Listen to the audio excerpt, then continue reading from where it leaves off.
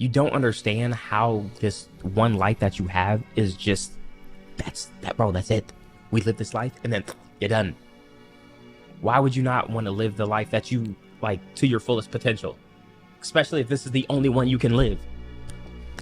Like, bro, think about it. This is the only one there's no redos. There's no trilogy. Like, you don't get 3 fucking times, bro. This is your one movie.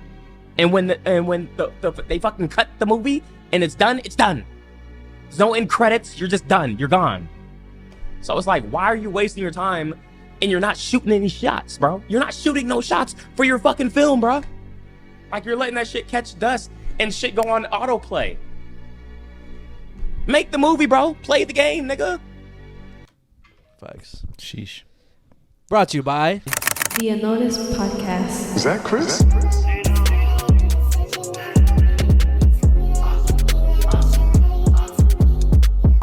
What's up, guys? Welcome back to the podcast that goes unnoticed. Welcome back to the spot. Don't make it hot. We love you, even though it's not hot. And welcome to episode 149. One episode up for 150. Shout out to all the listeners of Spotify, Apple Podcasts, Instagram, Facebook, YouTube, TikTok, and Patreon. Patreon, check out my personal shout out in the end. Shout out to everybody who showed love on the previous episode. Shout out to all the new fucking viewers. And shout out to the comments, bro. I feel like y'all been going crazy on the comments recently. Y'all just, I feel like you guys are now seeing, well, maybe y'all been noticing, but maybe we're expressing it more now, our actual personalities. Because I feel like before we were a little bit more like trying to be professional, trying to just like, you know, speak correctly, not say the same words, whatever. We were trying too hard. I feel like we're taking it a little bit less serious in a good way, and you guys are noticing we're being a little bit more goofy on camera. We're just showing our personality. I mean, more. I feel like it's been like that though. Low key, you think so? Key, but I feel like I've been seeing more comments like, "Oh, you guys are mad funny," and then like the specific timestamps that we were just being stupid and shit. You know like, why? It's because I guess there's more real viewers now, more real supporters instead of just I didn't even think of that. Unnoticed shit. Because now a lot of people are watching the Yap session more than, well, not more than the scary shit, but we have the same amount of, almost the same amount of people who watch the scary shit as the the regular shit as the scary shit. Well, shout out to you guys for actually like fucking with our Yap sessions and shit, because I know sometimes we be like going into tangents about random things that don't even make sense. Like today, it's gonna be a fucking valid Yap session, and it's gonna go from like serious shit to like not serious shit to like random shit. Like, but I do want to say, I want to apologize for not giving an, I guess, banger episode last week, because from my standards at least, I wasn't really fucking with it, but I know you guys are fucking with it, and I feel like that's what I love about them, the fact that they're still supporting, even if sometimes we give all right but mid like episodes. The thing is though, I feel like we're the only ones that think that it's mid. Only because only reason I think it was mid because like our energy wasn't there, and you even know, bro. Last episode was like fucking. In my opinion, it was kind of trash to start. No, I mean it wasn't the best episode. I knew that, but like, like I feel like we don't make ass episodes. I feel like we only think that because we're in our heads, and like even though yes, even though it wasn't like the best we could do, I feel like our worst is like when we don't post it. No. What the fuck?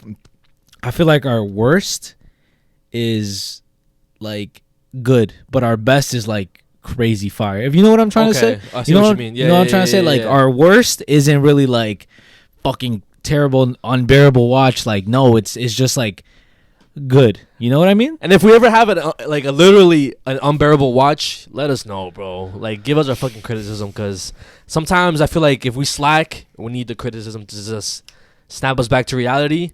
But facts. I just want to start off the podcast with weekly recap. A little weekly recap, because there was so much shit that happened, and there's so much shit that's gonna happen. You see, and you're trying to say that we're gonna have nothing to talk about, but this week is gonna be an eventful week as well. No, I know. Bro, this Friday we have what's the movie called? Thunderbolts. Yeah. We have Ryan Garcia fighting, Canelo fight, bro. Like it's so much shit, bro. Fuck. But I just want to start the podcast by saying me, him, and my brother Ita. Shout out Ita if you're watching this right now. We went to our first card show and Pokemon card show, little fucking nerd Yap session or whatever. But it was, in my opinion, it was fucking amazing. Yeah, the way I saw it, I or the way I imagined it looked exactly like the way I always look at the TikTok videos of people negotiating the sellers, The YouTube videos, all those stuff, and I had nothing to complain. I came out with a W, in my opinion. I came up. That's all I know. I also bought one of my coworkers' old collection, and I came up even more. Which I'll put some of the pictures up on the screen of what cards I got. But overall, I'm satisfied. I feel like I was just stimulated on the card show because there was so much to look at, so many vendors to look at, and I felt like I wanted to buy everything. And I got that fucking, what's that shit called? Shiny object syndrome, where like I felt like, oh, I need this, I need that, I'm missing out on this. But now I know next card show, I just gotta go with a plan. I gotta go with I gotta certain cards that you want. I gotta know certain cards that I want, prices, and just not overspend. That's all I know. 100%. I feel like I OD agree with that only because I feel like that happened to me. Yeah. Cause I had bro, I literally told myself I'm gonna spend $50 when I left the house. When I told that's what I told Abby. Yeah. I'm like, I'm gonna spend $50. I feel like I could get like a good like maybe 2-3 cards, not too expensive. Maybe just one card that I really want. Yeah. As soon as I got there, that shit literally went out the fucking door. My budget went from literally $50 to whatever it was then, and it was definitely not fucking $50, right? I saw one card, I automatically was like, fuck, like I've been looking for this card for so long. I've been like itching to buy it. It's in literally my fucking cart in TCG player. And was like, it the very first card that you saw? Yeah, the Primal Groudon. Like I've been wanting that card and shit. And I told myself, I'm like, fuck it. I'm going to start off with this. It wasn't too expensive. I negotiated my way down. It's originally a $32 card. Negotiated my way down to $25. So I was like, I have to, bro. That's OD a steal right there. And I'm probably never going to get that type of steal ever. Mm-hmm. You know what I mean? So boom, that was that. After that, yeah, literally went out the fucking door. I started seeing more and more cards that I've been looking for. And I'm like, fuck, bro. And like my like, I'm not stupid since I'm new to the hobby. Yeah. I'm kind of like new to pricing how shit works. Because sometimes I see prices on TCG Player which are different than eBay and which are different even in card conventions. Yeah. So I got to do more of my research on how people price their things. And yeah, I feel like that's the only thing that I really like kind of got mad at myself for. Yeah. Because I was going based off of their prices and kind of trying to negotiate down from whatever prices there, because I kind of trusted their pricing. Yeah. Which I'm not gonna lie, for the most part, every single table that I kind of noticed when like their pricings were like ridiculous, were fucking stupid, literally taxing or doing some stupid shit. Yeah. And you could tell by the whoever the fuck it was on the booth, how were they acting too, how they were acting, the type of personality they were. Some people are more passionate about the whole hobby, and some people actually truly see it as a fucking business and stuff. So for the most part, everything was fairly priced, but sometimes people do like try to take advantage, I feel like, in a way, of course, of motherfuckers and shit. From what I know, there's always the rude vendors, and they don't give a fuck like about negotiating. I believe, because I know when you trade cards for other cards, some people trade at 70%. I think that's like 70-80% around there. Yeah, around there. But some people could just tax you and be like, "Oh yeah, trade for 65%." But bro, I mean, but you see, don't get me wrong. Like I get it. Like you gotta make your money. They gotta make their money, and they're doing this shit for a living. So I understand why they're doing that. Yeah. But there are some people who are just like complete assholes and like are fucking cringe, bro. Like I saw this one person, this one booth, and it was this kid and shit. And he got me tight because I went to his booth. Mm-hmm. First of all, I know I'm automatically getting into the negatives about this shit, but I will get into the positives because I loved it, right? How do you look? It was some kid, bro. He had like curly hair, like nappy hair and shit. He was like a little light skinned, little Dominican though or some shit. I forgot his name. I didn't really give a fuck about his name though, but whatever. I went to his table and shit, and like he had a couple cards that I liked. One specific card that I liked, right? And I was telling him, yo, like, oh, like this card and shit, whatever, this shit's fire. I've been looking for it. I had already bought like a couple of other ones, like megas and shit, and he had it. It's the one that I showed you, the Charizard, the Mega Charizard. Okay, yeah. And he had it and stuff, but he had it a little bit overpriced. And he had it at like 100 or some shit, and it's near mint is like $90. Okay, but also like it wasn't even like near mint. Like his card wasn't even near mint. It was a little lightly played. Okay. So it should have been $60, $64. And the only reason why I know the prices on that, because I keep fucking looking at that card, right? Okay. So I was telling him like, oh, like on this it says this, and he's like, oh, nah, I think I'm gonna have to be firm on that, bro. Like this and that. I'm like, all right, cool. So I left it. I'm like, I don't want it then.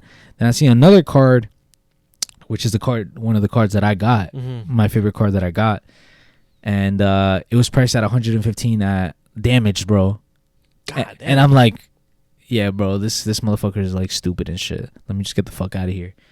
And then I kind of came back to the table hoping that he would like be like, he came back fucking like the card was still there, so it was like maybe a negotiating tactic on my part. Maybe he's gonna change the prices. But he didn't, and then he was like, oh, you're back. I'm like, all right, bro, I'm out of here. I got tight when he said that, bro. Yeah, bro, because like the fuck, what are you like, you're basically trying to say that, you know what I'm saying, like you guys, bro, this is all fucking business to them, some of them and shit. Yeah. So him saying that is basically saying like, oh yeah, I got him, he needs this card, like I'm gonna get him now, like I got him. So I'm like, fuck this motherfucker. Oh, that's what that meant though, bro. It's trust me, bro. I feel like that's literally what that meant, bro. You should have seen how he said it. Yeah, you're probably right. You know, with a little fucking smirk, slapped the shit out of him and shit. That's why I didn't buy shit from him. There's other people who are like mad cool and shit, you know, like they're like, oh yeah, like you know, I got some room, this and that. But whatever. Like that one guy. I think it was I believe it was Arab. The one where about the Blastoise from. That's what I'm saying. He was like, because after you left, I kept talking to him for a little bit, and I was like, yo, you accept trades for this card, this Blastoise? And he was like, oh, I would, but right now I'm in yeah, he owes his friend like $1,000. $2,000, bro. Oh shit. So I was like, what the fuck? And after I bought it, I was like, yo, so what the fuck is about the, like, what's the story about that, like the 2000 the debt or whatever? And he just basically explained the story about him and his friend and shit, and he was pretty cool. And I was like, what'd he say?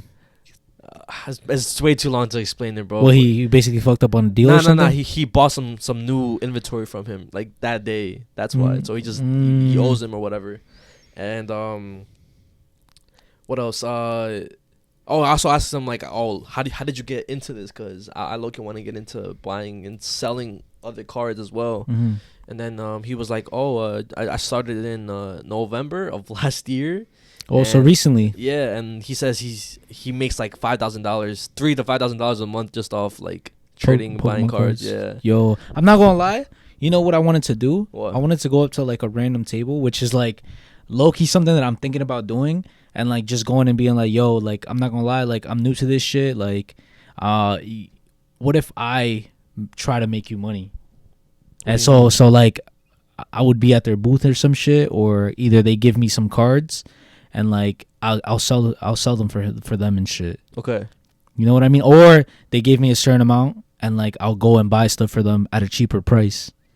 That's actually a fire idea. And that people do that shit, bro. Like that's literally like I'm being a salesman basically, right? I'm being a salesman for them because I've seen a guy. His name is that's my favorite YouTuber and shit. It's Clover Cards or I think I know who you're talking about now. He's Arab. He has a beard. He has long hair. Yeah. Clover Cards, and one of his boys was like new or some shit. He's like, all right, bro, take these 2 packs. He gave him 2 like vintage, 1 fossil, 1 jungle pack, and like first edition, and he gave it to them. He's like, all right, let me see what you could get with this shit. Yeah, I'm pretty sure he was like brand new to this whole thing, right? He came back and he's like, damn, I still have the packs. He's like, what the fuck? Like, it's been like an hour and you came back with just the packs that I gave you. You know what's crazy? What? He's gonna be at the next card show in I think May 2nd or May 3rd in Long Island. You're lying. I'm dead ass. They just announced it like a couple days ago. I saw the post. Bro, that's coming up, bro. Yeah, it's like they're in like this upcoming week. But that's Friday. I think so, yeah. Bro, hold the fuck on. Guys. We're fucking addicted, bro. Fuck. This is literally a problem, bro. Like we just went and what the this is so annoying, bro. This is the shit that gets me tight, bro. When it comes to like time around me spending money on responsible shit that I have to, my bills, shit that I'm not supposed to be spending my money on comes. Like, what the fuck? This shit's so stupid. Like, fuck this shit. But we have to go. Fuck that. We're going.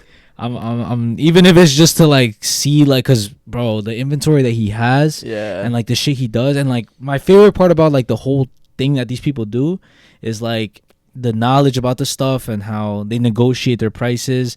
And also, like, I love when people go and like they buy out like OD stuff. Like the first guy that we saw. Yeah, like, all right, I want this, I want this, I want this, I want this, I want this. Like, they buy mad shit, then they like, you know, figure out a price. My favorite part about it. But yeah, that's one thing that I want to do and shit. Like, bro, so this edition is so bad. I didn't think I would get this addicted to Pokemon cards, but I feel like, honestly, you're worse than me though. yeah, trust. I spent more than you already. Because it's only because of my luck on the packs I've opened so far. I got the expensive cards for certain sets that I wasn't even planning on like buying because I know how expensive it was. So yeah. I guess it's just the dopamine rush. Every time I get a hit, I'm like, yo, I need to get more. I need to get more, bro. It is gambling, but the only thing is that I'm never gonna sell my cards.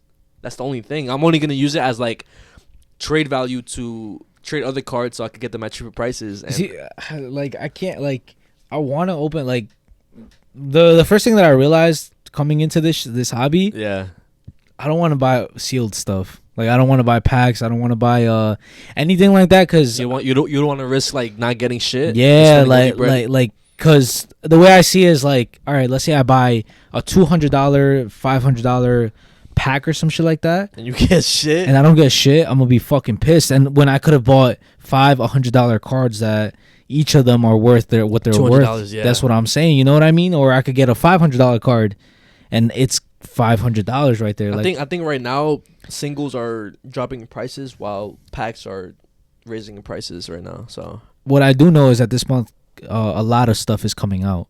Yeah. A lot of stuff is coming out. I believe. May, you talking about May, right? Like there's this month Prismatic is coming out. The whole like restocks. Yeah.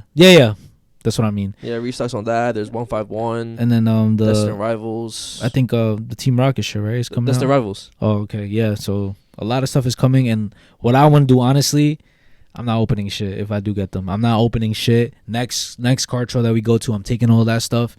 I'm using it as trade value, or I'm just selling them to whoever fucking wants to buy them. But low key, that's smart. I'm about to do that shit too. That's what I'm saying, bro. I don't think it. I know it's the part of the hobby. It's fun, but you could just get your fucking cards that you want with that shit, bro. Yeah. You know what I mean? And it's gonna be even more like, it's gonna be better. You're gonna see your binder full with the cards you actually fucking like, and instead of all this fucking dumbass bulk, which is what gets me tight OD, because all these fucking dumbass cards, like, I don't give a fuck, like, it gets me fucking tight how like I have OD of these fucking cards that I don't even care if it's for the hobby. They're not worth shit. Yeah, I've seen people at the fucking convention literally throw them in the garbage. Like, yeah, people don't give a fuck about them. You know what I'm saying? Mm-hmm.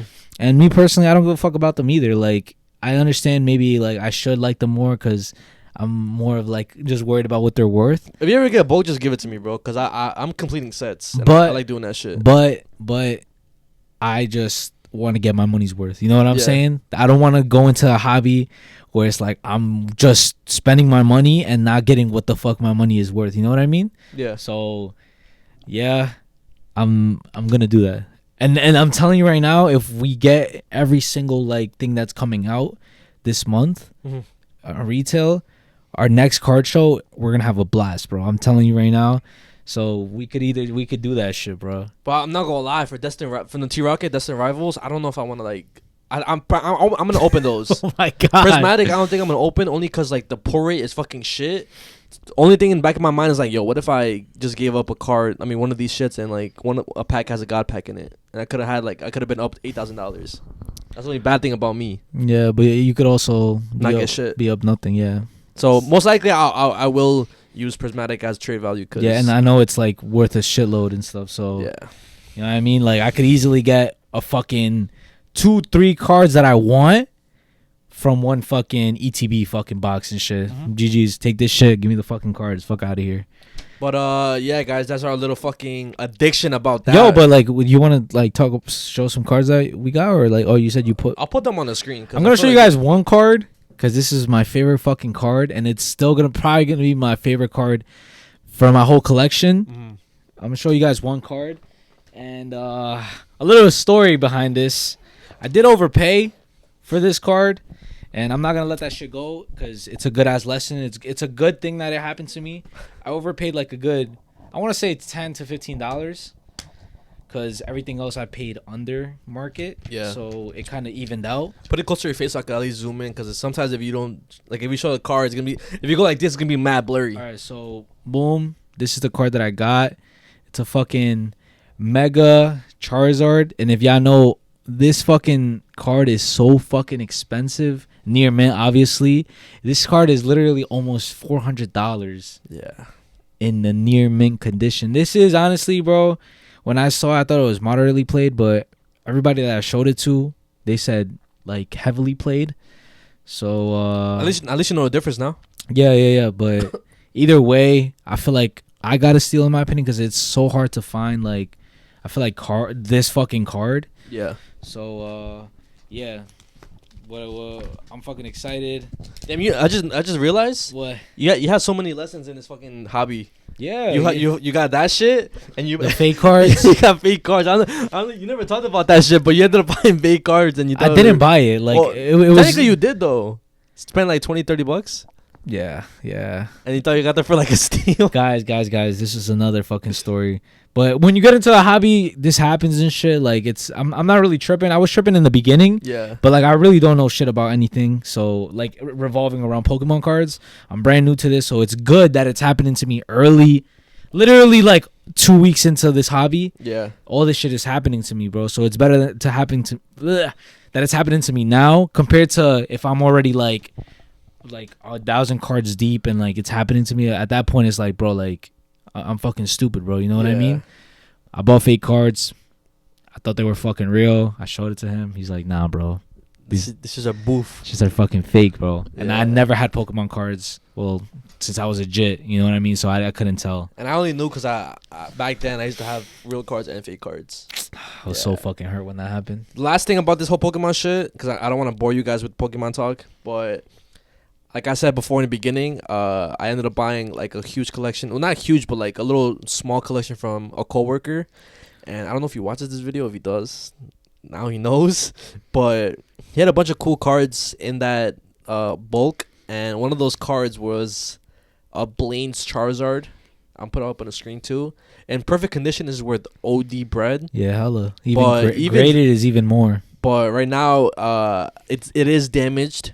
But it cost $130 damaged, and I bought. There's other cards that I got as well that everything that I got equals to like $300, but probably more For $20. maybe $400. I'm not gonna lie, but I bought it for $20, the whole book for $20, and I came up. That's also another thing that I like about this shit. Like sometimes you could just I don't know where it gets steals, maybe from yard sales too. Yeah, of course. So yeah.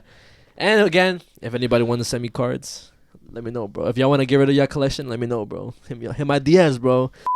The next thing I want to talk about that I saw all over TikTok. So Okay. you obviously know DDG, one of your favorite YouTubers, influencers, you want to say, of all time. Yeah, for a minute, bro. And you obviously know Wendy. Yep. What's her nickname? Wendy Ortiz. I don't know if she Lotion. whatever her nickname is. They had a collab stream. They went to Japan, and from what I saw, like you guys talking about it, you guys were watching the fucking stream. That it was pretty entertaining. Hell yeah. I mean, I feel like they're both like, even though they're like on some quiet personality type of shit, you know, like DDG isn't that type of person where like yo, what's up, guys? Like introverts, like not introverts, more nonchalant. Yeah. Oh, okay. Yeah. Like they're both just nonchalant people. So it wasn't like a Kai type of stream. Like even Abby like was mentioning, she's like, yo, like they're kind of like quiet and stuff, you know, like. Yeah. But it's just different personalities and shit. You know, we're used to like the loud shit, the Kai type of streams. You know what I mean? Kai, Rakai, like all those people. Yo, yeah. What the fuck? Like, you know what I mean? But it was more on some like chill vibe, like friendly vibe. So of course, yeah. You know, it was a cool stream. They're entertaining. So I'm not gonna talk about that specifically, even though I know it was a pretty good stream overall from what I saw. Like the clips and stuff. Bro, both the Latin community and the black community came together. They were like hyping each other up, saying how, yo, what the fuck, Wendy has motion, this and that. Yeah. And same thing around, like, oh, I didn't know about DDG until Wendy, but not gonna lie, their vibe is pretty cool. He's a pretty cool person or whatever. Yeah, hell yeah. But I want to talk about the aftermath of this whole thing, because actually, even during the whole streaming thing, I guess what I want to talk about is how maybe I would say how hateful and maybe I would say drama, maybe envy that the whole like Latino community is, bro. Because I seen people trying to like, I guess, start drama with DDG. There was some fucking, I don't even know his, I think his name is Santos. Okay, yeah, him. I don't know if he had a thing with Eve or something. I don't know the whole lore to it, but him and some other, his girl, I think, they started some random drama saying oh, DDG is mad because he's 5'8", this and that. Oh, I have more money than DDG. Basically, like calling him out on his name for no reason. Yeah. DDG, you're just mad that you're 5'8" and you can't fix that. I don't give a. What you saying? What did I do? Why are they beefing with me? I didn't do nothing. What the?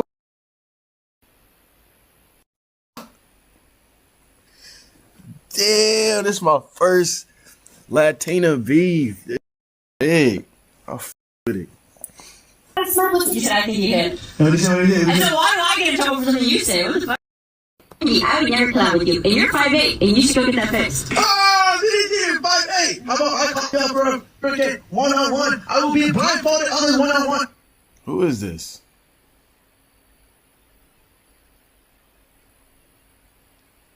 See, I don't play with girls. Is cool.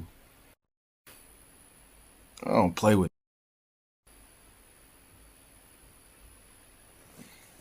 Hey, bro, I don't know if you know me, my brother, but I end on this bitch. I end careers. You better leave this to the ladies. It gets spooky. Quick. And if I beat you, I will bet 100,000. 100K? Blindfolded boxing match? You ain't got 100K. Trapping off galaxies. Show me 100. It was kind of uncalled for. Like, it was mad random, and you know it's only because of clout. Yeah, and he also, won clout. Blessive too. Plus, like, Blessed with the whole thing with because Eve had posted a fucking TikTok with Johnny, the cameraman of DDG, and she had told him like, well, the whole thing started because they had filmed the video first at Coachella, but she said not to post it. Oh, yeah. She wasn't gonna post it. Yeah, she didn't want him to post it either. Like, it was just like, all right, whatever. We did the TikTok, but she didn't want nobody to think nothing of it because I'm pretty sure she has like a thing with like this other guy. I forgot his name or something. Kevin. Yeah, Kevin. Yeah. So I don't know the whole situation. I'm really not like too fucking deep into their life because I don't give a fuck about them like that. Yeah. But I just know that I think they had a thing and she didn't want it to seem like, because before it was like known that they both think each other, they were attractive. Blessed thinks Eve was attractive, vice versa, whatever. But then when they were there, she posted the same type of video with Johnny, which is the cameraman, like you said. So that whole thing, and then Blessed thought, if you posted the video, I might as well post the video too. And then that started some little drama like at that time or whatever. And again, I just hate the fact that whenever I see, and this is facts, bro, I could literally post multiple examples of this shit. Whenever I see Latino influencers, it's always drama ensued. Like, it has always something to do with drama, and I hate that. Like, whenever a Latino influencer goes viral, it's because of drama. It's not because of something valid. Because they did something valid. Mm-hmm. Which I hate so much, bro. Like, why is it like that? I know what you mean, bro. So that's what I wanted your opinion on it. Yeah, I feel like they this is like a fucking telenovela or some shit. Like, it's always like a reality TV show where people are always talking shit about other people, or people are always trying to hate on other people. But the main thing that I realized is that a lot of these quote unquote influencers, social media people, are like real life just cloud chasers, bro. Yeah. And that's why it seems like they're drama, but in reality they're just doing it for attention. Just for clout? Yeah, that maybe they really don't want the drama. They're really not like that. Okay. But I feel like they're just so like invested in this whole like, I need the clout any way possible. Good publicity, bad publicity is publicity at the end of the day. Mm. So I feel like those people just wanted their name to be associated with how much attention Wendy and DDG were getting at the time. You know, and obviously since Wendy's in the same community as these other people, they're obviously going to get talked about because they're in the same community. You know what I mean? Yeah. So the people in the comments and shit automatically are like, oh, this and that, whatever. In the same fucking clips of Wendy and DDG, they're going to comment and mention other people, you know? So I feel like the problem is the audience. Okay. The problem is the audience because they feed into the drama. They feed into like, oh, but she's probably like, oh, she's probably not with Kevin no more. Like, oh, like the parasocial part of it, like, or yeah, like the chismosas and chismosas in the fucking comments, bro. Like, yo, like, stop being so worried about what the fuck, like the drama, because at the end of the day, you guys don't know these people. So it's like, stop fucking worrying about the fucking drama. Stop trying to cancel somebody. Like, just fucking watch. And if like you see that these people are like trying to make drama out of this shit, like, just ignore them, bro. Then they're gonna fucking stop. Yeah. They're gonna fucking stop. This is gonna stop, you know? I feel like the community is the problem. This is the real problem because they're the ones who entertain it. Okay. You know, who bro, the drama feeds the community, bro. That's what they want to see. Yeah. You know, that's what the community wants to see because they love the typing, like, oh, like, picking sides, like, oh, nah, fuck Blessive, like, he's just a fucking dumbass, whatever, this and that. He shouldn't have done that, girl, whatever. And then the other side, oh, nah, like, fuck that bitch. If she wants to post this shit, like, bro, like, you post it too. Who gives a fuck? Like, you know what I mean? Yeah. It's like a thing where, like, the community is eating from this. They want this shit. This is their entertainment, bro. Yeah. And I don't know if it's like a Mexican, Hispanic thing, like that drama, chisme is just like the most entertainment and like part about anything. I mean, I think it is low key because what the fuck? What kind of drama like that do you see when? I mean, I can't even lie because there is drama when it comes to like Kai Cenat because right now the whole Rakai situation with Ty Lil. Yeah. So technically, it is maybe it's not just a Latino community. It's thing, like an everybody thing. but it's always on my For You page and it gets annoying sometimes. And you know what's the thing though? It's like that's what gets attention because we joked around before with this shit, like, oh, to IE and friends or like a Kickback Crew, yo, let's fake beef. Oh yeah. Cause what? It gets attention. It gets fucking attention, bro, and it's so fucking cringe and stuff. Yeah. You know what I mean? But all these people who are like that, I realize how much of cloud chasers there are. It's like so fucking annoying, and I understand, like, motherfuckers do this shit for a living. Yeah. And maybe they need to chase the bag, and that's the way they do it. But it's like, it gets to a point, bro. Like, is this like? Obviously, they're gonna say, "Yo, I'm up though. Like, I'm up. I'm making my money. Like, motherfuckers, if you guys are watching this, like, who I'm talking about, you guys are probably gonna say, "Oh, but we got more views than you. We get more likes than you." Yeah, but like, you're fucking being cringe and shit on social media, like crying like a little girl on camera, and like calling out other social media people for no fucking reason. Like, just fucking stay in your own lane and shut up, bro. Like, you don't have to make drama. Like, you know what I mean? Like, and I'm not trying to make drama right now. It's just like what I see. You know what I mean? Like, at the end of the day, I really don't give a fuck about anybody who does like social media. Like, you know what I mean? Like, it's not like, besides the people that we know, obviously, who are actually our friends, but I'm not invested into your guys' life because I don't even know you guys. But I do realize that you guys literally chase any type of fucking attention, whether good or bad. You guys chase it like a fucking like a drug. Yeah, like a shark to blood, bro. Like, oh my gosh, I gotta get this. They're probably like, nah, I gotta take advantage of this right now, bro. Let me post this shit right now. That's what it is. That's like, what it is. Nah, oh, you see Wendy and DDG are there? Fuck it, let's try to make beef with them. Like, fuck it, like. Did you see that Wendy and DDG did this? Like, bro, this shit is so cringe, guys. Like, that's how you know if people are like talented or not, bro. Yeah. If they're entertaining or not. If you need negative type of publicity to get attention to your fucking thing, then you're not entertaining or you're not talented, bro. You know what I mean? We got our supporters and stuff by just being real. Mm-hmm. Just being who the fuck we are, whether we have bad opinions, whether we have good opinions. It is what it is. You guys know who the fuck we are. And even if like we come out and crash out, it's like you guys already like expect it because you guys know us in a way. Not fully, obviously, because you guys don't fucking live with us or like are right fucking next to us. You know what I mean? But to a point, you guys know a part of us. Mm-hmm. So it's like I'd rather get all this attention, and even though it's not big as fuck, I'd rather get it like this than another way. Because we could easily just do some cringe shit like what those Chicos Toxicos did. Like, you could easily put your ass on my fucking face. We get mad fucking views. I could easily call out fucking other social media people trying to fucking cancel them and shit. Like, trying to like start beef. yeah, but like, nah, we're just trying to vibe, like just be on our own lane. Not trying to start problems, bro. Because what the fuck is the point of it? Another thing I want to talk about, right? That's fucking all over social media. What? And low key, something that I realized too. What? Us guys, bro, me, you, everybody, any guys watching this shit, we have fucking egos. Cause I know you seen this shit too. Wait, the what? whole talk about 100 men versus a gorilla. Oh my gosh, bro! There's no way you're bringing this up. I'm bringing this shit up, bro, because there's certain people that think that 100 men could take out a gorilla. There's people that genuinely believe that shit. A silverback gorilla, to be exact. What the fuck are you gonna do about to a fucking silverback gorilla? I'm not gonna lie. I feel like I'm gonna be honest. No, I'm gonna be honest, yo. I feel like if I'm being that ass, like Okay, I feel like you could 100 men, but like you would have to use rocks or some shit.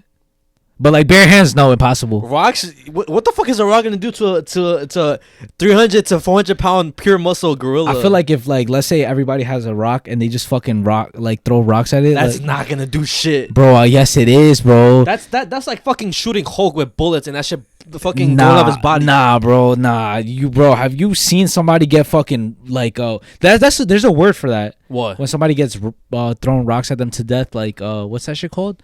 Stoned? Yeah, they get stoned. Like, bro, that shit is like, bro, you know what I'm saying, bro? A 50-pound fucking rock getting chucked at somebody's gonna kill them, bro. So I'm pretty sure it would do some damage to them. 50-pound rock? Yes. So you're telling me okay, no, I'm not talking, bro. I don't think, no, bro, no, I don't think so. Yo, I'm being so serious. Unarmed, like no like sticks, no fucking nothing, just bare hands. It would be almost impossible to take down a gorilla. But obviously with like some sticks and some rocks, I feel like we could. I don't think so. With sticks and rocks, hell no. Maybe like knives, guns, yes, but sticks and rocks? You don't think so, bro? Bro, I'm gonna show you a fucking video of a gorilla, bro. You let me know if that, bro. Literally one charge, done. That motherfucker's like violating like 20 people, bro. I don't care. Yo, you let me know if rocks and sticks are gonna take this shit down. Our ancestors did it, so we could do it. We're not our fucking ancestors, bro. They were way fucking stronger than us. My primal instincts come out. Fuck out of here. The indomitable human spirit, bro. The biggest gorilla ever recorded in the wild was a silverback found in Cameroon, Africa. He was 6'5" tall and weighed about We're gonna take that down? pounds. I'm not gonna lie. I seen a lot of clips. I think it was like your friend group. Be honest, is you and your friend group against one chimpanzee? Have you seen that one? I seen that one too. And I really thought about it, and I'm like, I feel like nah. Hell no. What the fuck? I feel like nah. Like I was thinking about it, like our best chance is my brother, cause like bro's mad big, but even like bro, like chimpanzees are mad fucking strong and feral as fuck. Gorillas compared to chimpanzees is a chimpanzee is a lot worse than a gorilla, bro. Why is it a lot worse?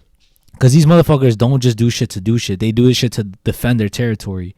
Chimpanzees, they do it just to do it, bro. Oh, they want to kill motherfuckers.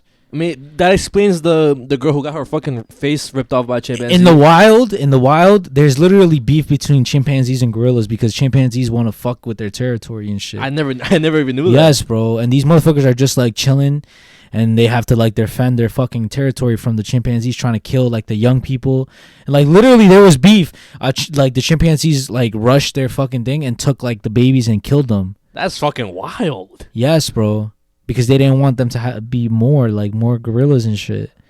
And but also, there's people saying that, oh yeah, their friend group versus a fucking chimpanzee. I'm being so serious. If I was forced to be in a situation, like, all right, we have to pick one, I would do the 100 men against the gorilla, bro. I'm not going first though. I'm gonna let a bunch of people. I'm hiding a bunch under the corpses, and like that's it. Like I'm alive, bro. I feel like it's gonna be on some Squid Game shit. You see everybody like dying one by one, and then at that point you're just gonna run because you know your feet like you're cooked. It's GG's, bro. It's GG's, bro. Like stand up, and then this motherfucker's like 6 foot. He said 6'5". 300 to 400 pounds. That guy's 589 pounds. The tall. Yeah, we're GGs, bro. I'm getting cooked. Although, in captivity, male gorillas can weigh up to about 683 pounds. Bro. 683 pounds? We're cooked. Gorillas are so strong, with silverbacks capable of lifting heavy weights of up to 1,800 pounds. They are not to be messed with. Bro, that's 1,800 pounds? We're cooked. Bro, I literally seen I remember seeing a video of a fucking... I struggle lifting a fucking, like... Bro, like lifting even 100 pounds, bro. I've seen a video of a gorilla literally take out a tree from its roots and carry it like this, like it's fucking nothing. Yo, I'm not gonna lie, yeah, we're cooked. It's bro, somebody's getting their fucking head ripped off. Like, you see, obviously, like, it would be a lot scarier if they had if they were conscious and like a human like took control of the gorilla. Because obviously the gorillas are just like, they don't know like that they could rip our heads off, or like they could like pull fucking somebody's arms out. Like, I don't think they know that. They just do that like on instincts, like their body just does it. But trust, once the gorilla sees that everybody's trying to kill the gorilla, the blood instinct is gonna kick in, because they're like, yo, these motherfuckers are attacking me. I gotta kill them myself, yeah, before they kill me. And I feel like once they see, oh yeah, they're not that fucking strong as I thought they were. Like, once he sees the blood, it's over. He's gonna start fucking killing everybody. But I just feel like, I'm not gonna lie, like I feel like it wouldn't be like OD easy though. For what? For the gorilla to kill us, to kill 100 people. Because I mean, I'm pretty sure they're gonna get like, it's gonna get tired, bro. A gorilla's gonna get tired. I feel like humans gonna get more tired fast than a gorilla. Because I'm just thinking about it now, like when we're like in the like what's that shit called, like festivals, like Rolling Loud. Bro, getting pushed by even like 50 people like is crazy, bro. 1,800 pounds he could move. All right, bro. I weigh 200 pounds, almost 200 pounds alone, bro. Okay. So like 9 of me is 1,800 pounds, but we're talking about 100 people. 100 times 2. Do 100. What is the weight of the average man, bro? Okay, but the average man doesn't. Not no solid motherfucker like me. The average, the average, bro. This is literally like just do the research. Yeah, this is literally, yo. If I was in a room bare hands with Drake, I could take him down. What the fuck? I can't take him down. That anyway, shit. Nah, that shit. All right, I'm being dead ass. I could take Drake down. Anyways, what do you want us to do, bro? 150 pounds. 150 times 100. That's 15,000 pounds, bro. That's less than what a fucking gorilla can do. No, that's more. He said 1,800. That's 1,800, bro. It did not say 1,800. It said 1,800 pounds. The biggest gorillas, although in captivity, male gorillas can weigh up to about 683 pounds. Gorillas are so strong that silverbacks capable of lifting heavy weights of up to 1,800 pounds. 1,800? That's 1,800. Okay, looky cooking. So like, I feel like if we're all like pushing it, but like this is the thing though, everybody has to be on the same page, which is where it's gonna be our downfall, because everybody's gonna be scared. So we're not gonna do what the fuck we're supposed to do, and the people in the front are gonna die. But they have to be willing to sacrifice themselves. Hold on. And I'm not going first.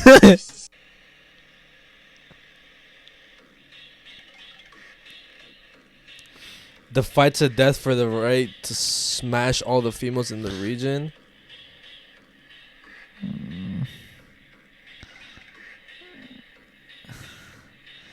All right, bro. Listen. I'm just trying to think of like what I would do in this situation if I was dead ass in there. Okay. Like that's literally what I would try to tell everybody. Guys, we have to fucking push together. Ah! We would fucking get cooked right away though. Like, I'm not gonna lie. Like the first people are done, bro.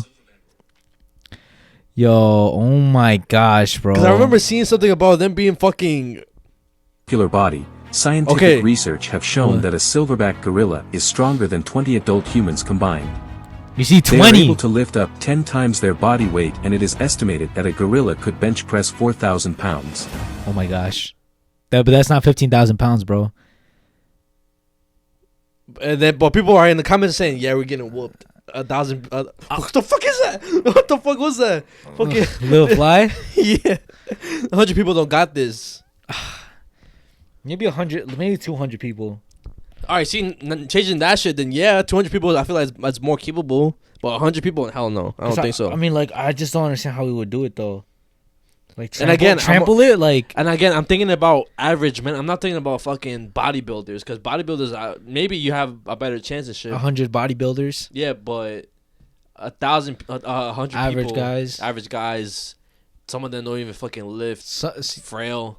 Some of them are like 5'1". I think majority of men don't even work out, bro. It's like a small percentage of men that work out. Are we cooked?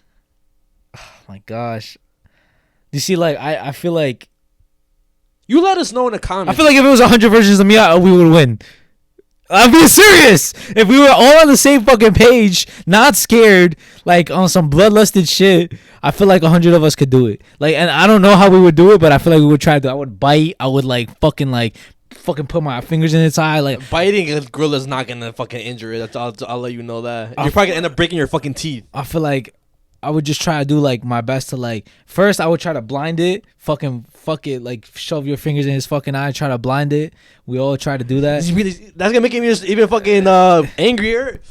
You go flying like that. First, like, blinded and shit. That's one guy out. All right, there's still 99 of us to go. Like, we just try to fucking, like, I don't know what how we would fucking kill it, bro. I don't think so. You know why? Only because once it sense of anger is gonna start swinging, charging, bro. I don't know. Maybe your idea of everybody charge could work, but I doubt it. I feel like also the environment would play a big factor in shit. You know what I mean? Like I'm thinking too deep about this, but I'm basically saying like, oh, like if there's like maybe we could push them off a hill or something, or like, you know what I mean? Like, maybe use fucking rocks and shit, throw some fucking sand in its eye. Like, I don't, like, you know what I mean? Like, I'm just thinking of like all the possibilities, because I know like 1-on-1 I'm cooked, like, regardless.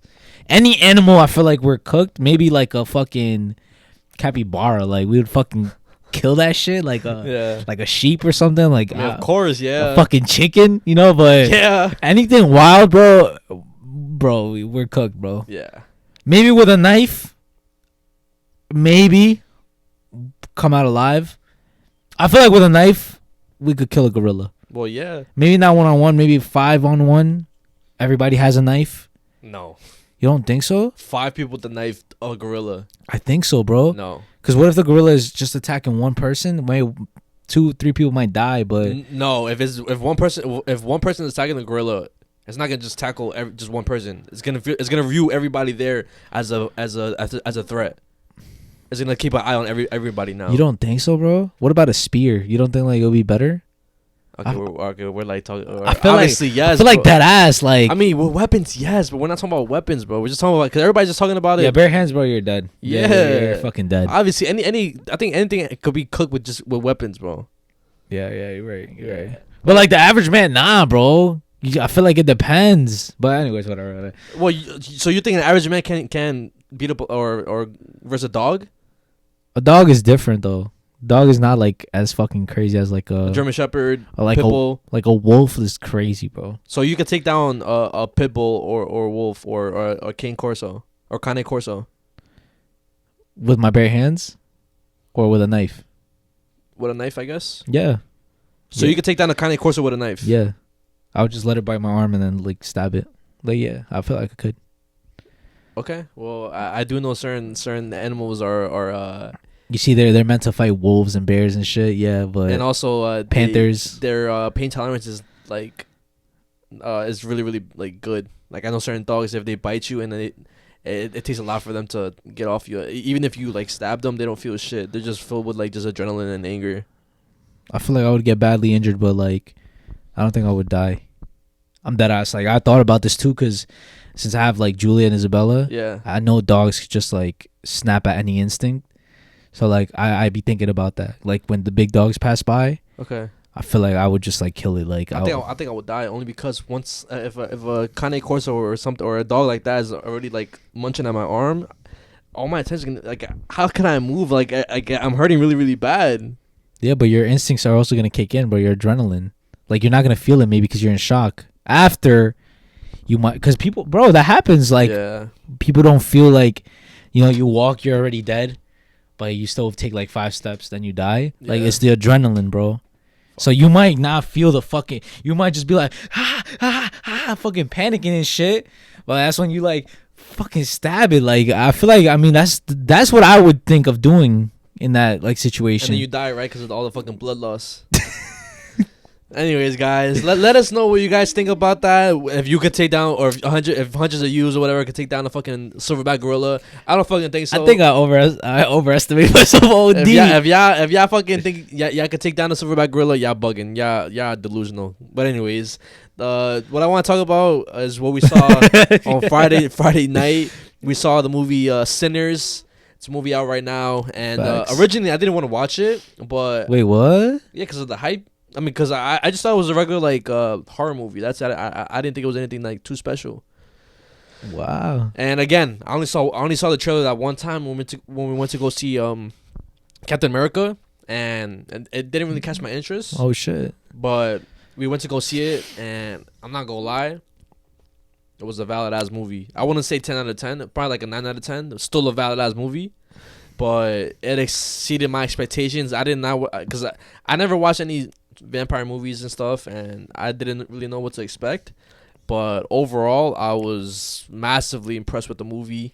And we are gonna This is not a paid promotion, guys. Nah, yeah, it's not. Trust. This is our genuine reaction. Yeah, and again, if you don't want no spoilers, you could obviously skip this part. But if you want to hear the spoilers and don't give a fuck about spoilers, and you're still gonna watch it, you can stay around. But because it is different from like hearing, than experiencing. So, but I'm not gonna lie, cause you said so you would rate it a 9 out of 10. 9 out of 10. Yeah. What about you? I think I would do. Honestly, I think a 9 out of 10 too. Okay, so we're both on the same page. You said by the trailers you would get spoiled by what happens. Obviously, you do, because you do know what happens. Like when who turns into a vampire, the twin brother, Mary, like Haley Steinfeld's character. But from the trailer, I thought it was gonna be a horror vampire movie, but it wasn't a horror at all. There were some horror elements here and there, like gory shit, but they weren't really scary. Like you didn't really get jump scared. Yeah. Overall, it was kind of like It was a horror movie. Well, no, I don't think so. It's more like a thriller type of vampire movie. Yeah. That's that. I mean, but from the trailers, it looked like a horror movie. Nah. No, I got horror movie vibes from it. Like when I think of horror movies, I think of like. I mean, I think it is a horror movie. Yeah. I think it is. I think it's like in the category as a horror movie. It has to be. Yeah. Yeah, but from the trailer, like to me, like it wasn't a horror movie. Okay. Because, I mean, obviously it's categorized as a horror movie, was promoted as a horror movie and shit, but I didn't get like the elements of like trying to get scared, like, or like they're doing things purposely to scare, like, you know what I mean? I thought that only because of when they showed the shot of the twin that turned into a vampire, he looked scary. He was like, "Yo, it's me," but in reality, we know he's not. And then the reason why I didn't think it was a horror movie is because of the guns, and like I thought it was gonna be more like of a action type of like. Oh, okay. Like you see what I'm saying? Yeah, Because usually in horror movies, it's more like you're trying to like it's like you're trying to run away, scared. Like this is more like a trying to fight it off type of movie. Like, you know, that's what I got from it. And I've seen a couple movies before where it was like a similar vibe, like Predator, like or that's one. You know, like you're trying to fight off this alien, even though you should be scared, and like it is scary. Also, like another one is From Dusk Till Dawn, which is like a OG movie where like you haven't seen this. I haven't seen it, but I've heard about it. Where it's like, again, it's a vampire movie, but the main characters, they do fight the vampires and shit. Yeah. And even though it does have its scary like aspects of it being like a vampire, vampires are scary. Like if we saw a vampire, we're cooked. You know what I mean? I'd be scared and shit. Yeah. But like it gives it more like a less like of a scary movie when like you see the main characters kind of empowered and like they're fighting back. Yeah. You know what I mean? Yeah. And guys, I do want to let you guys know, I guess the theories that we have behind this shit ties into scary shit. So it's gonna, I feel like it's gonna transition really, really good. Oh yeah, no, of course. But overall, my thoughts coming out, I would watch it again. Yeah. I think Michael B. Jordan portraying both twins, he did amazing. Hell yeah. Because Hell I feel like it's really, really hard from what I think, for certain actors to portray two people at once, and then you kind of tell like it's not that good. But it was like natural. Because I don't know any other movie where there's twins like that, where one player plays the same thing. The only thing I remember is like from mad long ago. It's called Parent Trap. It's with what's her name? She's like she was a young ass actress at the time. She has fucking freckles, redhead. If you guys know what I'm talking about, let me know in the comments. I just can't think of her fucking name. But for her now, I mean the Avengers. Who? There wasn't not necessarily twins, but whenever they went back for the other stones, Captain America versus like his twin essentially. That wasn't really that much interaction, but it was just fighting. You could easily just do CGI. That is true, but yeah, but again, I like the way he portrayed both characters. Smoke and Stacks. You could know, like when they spoke, you knew who was who. Yeah, which I fuck with a lot. Yeah, I like the whole like I personally love movies with like siblings. Yeah. And like how, because it's mad relatable because me and my brother and shit. And like one of them has like the crazy personality and the other one is more like on the stricter, trying to be more like straight in a way. Like this is how it's gonna go and this is like whatever, no exceptions, more like got it together type of shit. Yeah. Then you got the fucking crash out brother. I like that, bro. I love those types of like movies where like it's either like a team or a group and everybody has their own like personalities and shit. I fucking love that, bro. What was your favorite part? My favorite part of the whole thing was when they started fucking. Now I'm playing. Let me actually think about this. I think it was, I don't know, to be honest. I feel like everything was good. You don't have a favorite scene that just sticks out? Because mine was the scene whenever Sammy, the cousin, the nephew, I guess you would say, or cousin, the cousin of Smoke and Stacks, was playing the when he performed the solo in the barn. That shit was fire. I think I liked the whole like the action scenes, like whenever they were like actually when the vampires came in. When the lady, the Asian lady, she let everybody in. Yeah, I think that was my favorite part. Okay, because they all started fighting and shit or whatever. It was also like my favorite. Oh my gosh, that movie had me stressing, bro. Yeah, it had me OD stressing. I thought it was gonna be like a better like fucking with the way it turns out, but everybody fucking dies, bro. Yeah, which got me low key like a little tight. Obviously, Sammy survived, but I wanted at least Smoke to survive, bro. But at the same, Smoke. No, yeah, he did that. But a thing is, like, what if they do a sequel, right? But it's more, but like, imagine they do this shit because this is more like a origin story. Because maybe what if they do like I don't think they're gonna do a cinematic universe. That shit was fucking fake. You think so? It was. Or it was AI generated. Like bruh, the timeline shit, bruh. That was fucking fake, bro. My brother. But if they do a sequel, what they could do to have the Michael B. Jordan's character or whatever, and Mary, Haley Steinfeld, they could do the second film as an actual horror movie where those two are just like raining havoc on like people and stuff. Yeah, like being. You would do that? I mean, that's what you would. I mean, to switch up the vibe. I feel like the better well, it's not a better idea. I'm just saying like I feel like what I would want to see is kind of like what my brother said, like a prequel of like. Where if these are like vampires, if they have been around for a minute, or if it's like a thing that just started then, you know what I mean? Because like my brother said, and I noticed that obviously like in the beginning where the original vampire was getting chased by a bunch of natives and shit, Native Americans and stuff. So it would have been cool seeing those same vampires maybe versing against Native Americans. Oh, so you want that then? That'd be fire. I feel like you know what I'm saying, like just what I would want to watch and shit, like a prequel, like I don't know what you would call it, or Origins or whatever, like Sinner's Origins, some shit like that. I don't know, but like I feel like that would be fire. I mean, yeah, either or could work too. That's what I'm saying. But the only thing though, like that I disagree is like I feel like it wouldn't make sense to make it like an actual horror, because like it's just like not the vibe that I feel like they're going for.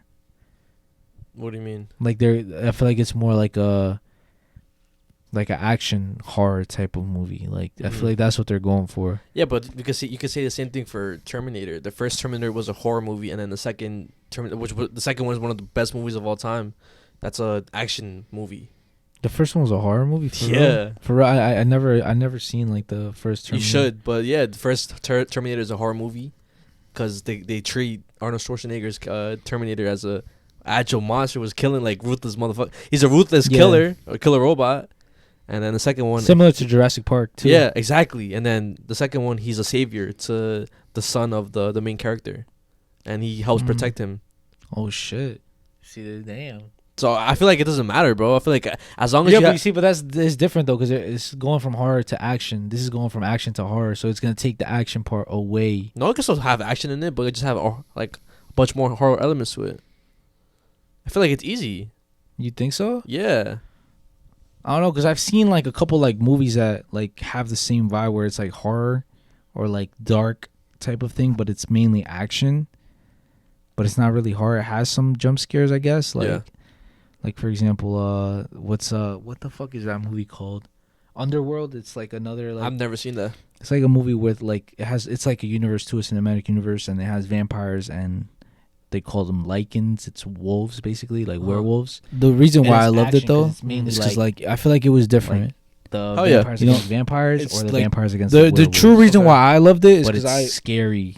I love when a movie could basically like jump scares, talk about culture and action. Okay. See, it's like it's complicated. Like I feel like when it comes to like just culture in general and people's because they're mixing like horror and action, and like like not maybe not be woke about it, but like also not like make it super obvious that they're doing work it. out in the movie as You long know, as they were if you're a good like good director, yeah, we're talking about like Loki just check that Louisiana type of like culture and stuff, voodoo and stuff. They were talking about like a lot of stuff, you know, but it wasn't so fucking obvious that they were talking about it. And I just love when people pay like, is it a homage or whatever? Like to people's culture, bro. I love it. I love it when they do it to Mexican culture, and I love it when they do it to everybody else's culture. That's honestly my favorite part about this whole thing, bro. And learning and like showing that people have rich culture, bro. There's a lot of rich culture out there, and you just have to be open to learning about it. Oh yeah, that was my favorite part about this whole thing, bro. You know what I mean? Because I feel like this was more towards like African Americans, you know? Of course. And like I fuck with the fact that they did that shit, bro. You know, I support it. Yeah, I support it 100%. That was my favorite part about this whole like movie and stuff. Again, I just think the whole movie was an amazing movie. I would rewatch it over and over, and I feel like you could get a bunch of lessons, theories by just rewatching the movie. Yeah, and I feel like overall, like they should start making more movies like this. Like this, I feel like there hasn't been a good movie like this in a minute, and it was like a creative way of not your just like average vampire movie, bro. That's another thing that I liked about it and shit, that it was not just your average vampire movie. There was like lore, story, culture behind it, bro. It wasn't just like vampires, they want to suck your blood. Like nah, it was like more to it, you know what I mean? And they've been saying like, oh, New Orleans vampires, like they've been talking about this shit, so it's fire how like, you know, this whole movie was and shit. I agree. And we do have a bunch of theories, scary theories regarding this movie too, so we'll save that for y'all favorite segment, Unnoticed Going Dark. But that does conclude our yap session for this episode. Hope you guys enjoyed that. And yeah, just get your snacks, get your blankets, get your headphones, get your cuddle buddy, get comfortable, and enjoy the show. And we're back, guys, from our regular schedule break. Y'all already know, Unnoticed Going Dark. Let's go.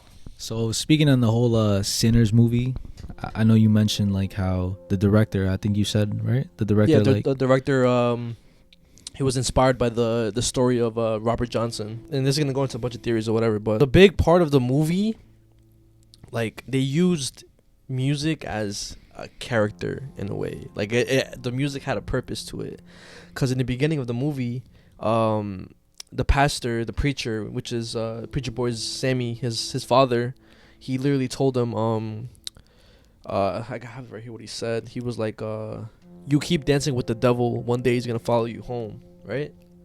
And that's what ended up happening.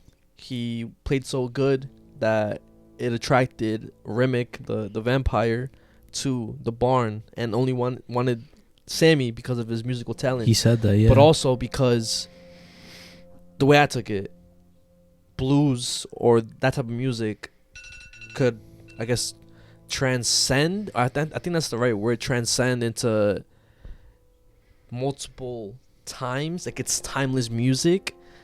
And that's why we saw the electric guitar. You saw different types of people, because that's like music in general could, like the way they say it, music in general could bring together all of these entities because they just love the music. Yeah. I mean, I think as the narration over it, it was that, like, basically that music has the power to go into the future, and also bring your ancestors back. And that's the reason why Remick wanted Sammy, because he believed that if he turned Sammy into a vampire, he would obviously have that music for eternity, and he'll be able to attract and relive the memories that he had with his ancestors, because they're fucking dead or whatever. But also, music could attract evil people. A good example is the vampire being attracted to the music that Sammy was playing, and it could portray to other things outside the shit that we know. How obviously it's known that when the devil played music, he played beautiful music, and it's like a sin to listen to rap, all that stuff by certain religions. But fuck, I got like so lost in the sauce right now. Yeah, you're cooking, bro. Yeah. I guess, like, the music is a way to access people. Oh, okay. And also how we hear a bunch of stories about people selling their soul to the devil because of music. Because of music, yeah. A lot of people that we know, it's well known that X did it too. In what's that? I spoke to the devil in Miami. He told me it would be fine. I mean, I feel like it's like big in the music industry. It's really big in the music industry. And I feel like a way that, because, you know, you see how they say, like, oh, obviously, like, music could touch somebody's soul and shit like that. So it's it's like you could slowly corrupt people with the music that they're listening to, you know, because it's like hypnotizing. That's what it's used for too. To hypnotize people. And I mean, like, a lot of people have, a lot of theorists and a lot of people who have conspiracies as well. They say that the devil is, like, telling people what to do through music. Like, for example, you have a lot of, you know, drill rappers.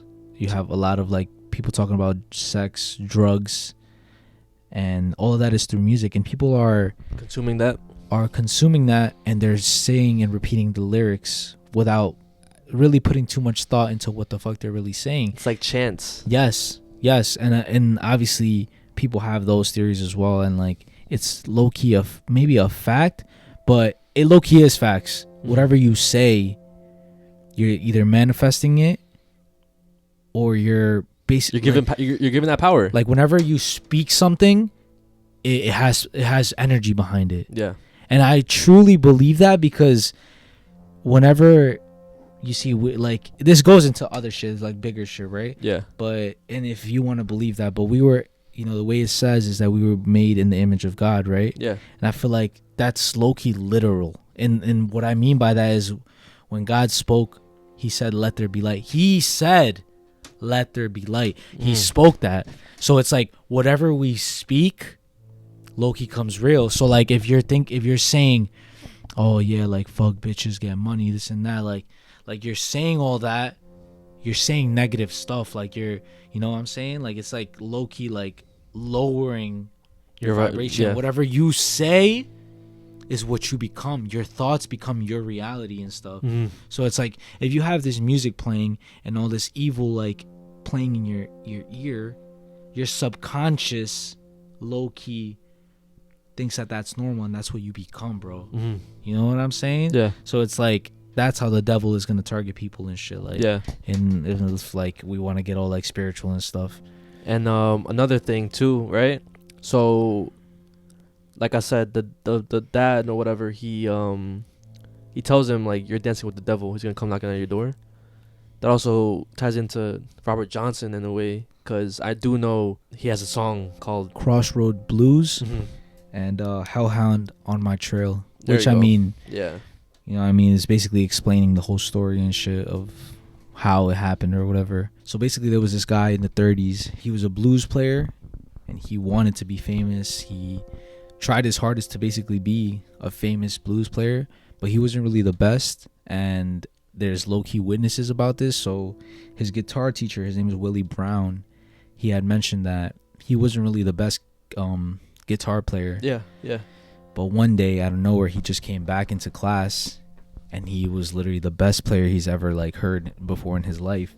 So the whole legend goes is that this guy Robert Johnson, he went to the crossroads. They call it the crossroads or whatever, and he ended up basically selling his soul to the devil.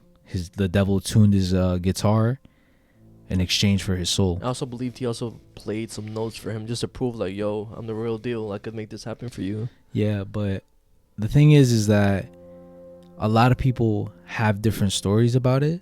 Okay. So what they're saying is that he didn't exactly meet the devil, or that he had to go through a couple spirits before he met the devil. Wait, what? So in basically Haitian voodoo, right? Okay. There's this entity called Papa Legba. I've never heard of this theory or fact. So he's basically an entity who like he I think he was a Iwa. I'm not sure what that is, bro, but I just know it has something to do with voodoo.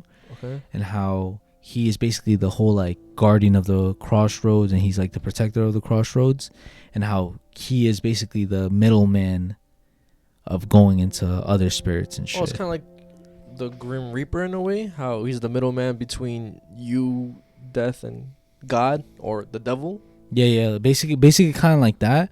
But I know like it's specifically for like that type of like voodoo and like that type of magic and shit, and how he experienced him first.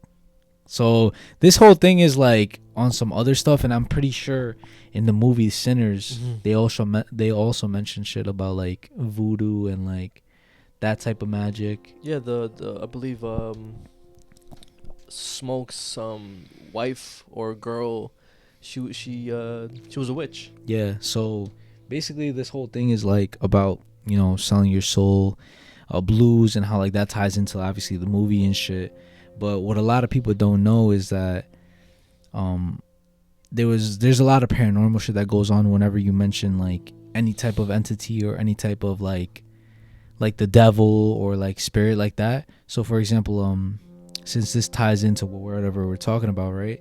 In American Horror Story, when they made the episode about that guy Papa Legba, or that spirit, there was some paranormal shit that went on in the actual show. In the actual show, and it happened to the actress, right?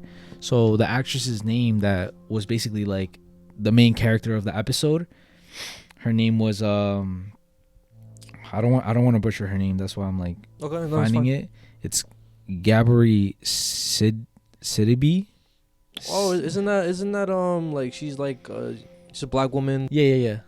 So she was basically in the episode she was a human voodoo doll. So whatever happened to her, it literally would like cast and injure somebody else. So in the episode, she puts her hand into like burning frying oil, and like nothing happens to her hand, but whoever she's trying to target, their hand like literally started burning and melting. Yes, the only reason I know her is because of that specific whole season of American Horror Story. It was all about witchcraft, witches, voodoo. Like her specialty was voodoo, and like there was other people who was like just witchcraft specifically. So I do know what you're talking about. Exactly. So she was basically a human voodoo doll, right? And like in the episode, they basically made her character say a real life chant that was basically summoning Papa Legba. Well, that's what they were trying to do in the episode, and it was a real life chant, bro. It wasn't no fake gibberish words, bro. They took a real chant to summon this spirit or to summon the devil. I'm not sure exactly what it was for, but they were summoning something with the whatever chant they were doing. I'm gonna show you the actual audio. Oh, no. I'm not gonna show you the whole thing because it's actually like I'm telling you right now, translated. It's like all hail, like whatever. Okay. So I'm just gonna show you the beginning, but for viewers, you guys could literally search that shit up on your own. I'm not fucking doing that in my house. Yeah. And I don't want anything to be attached to us, because basically what happened is after they did that chant, there was scratching noises trying to get into her camper while they were doing her makeup and stuff, trying to get into her trailer. There was also the lights flickering in the show while they were filming that scene, and it wasn't big part studio lights. And it wasn't part of the scene. No, bro, the big studio lights started flickering. There was also like when she finished saying the chant in the episode, like I think in one of the takes, she felt like a hand going like this, like from literally her chin all the way to her mouth, and her mouth started swelling up.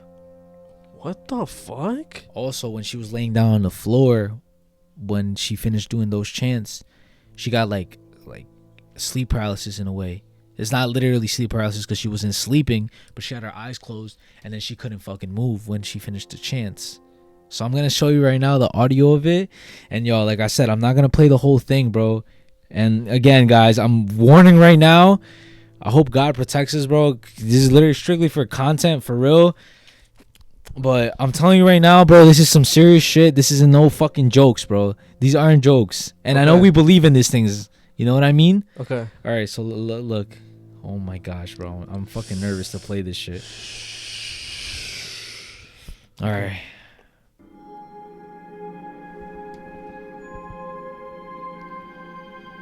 Hold on. It's gonna come up.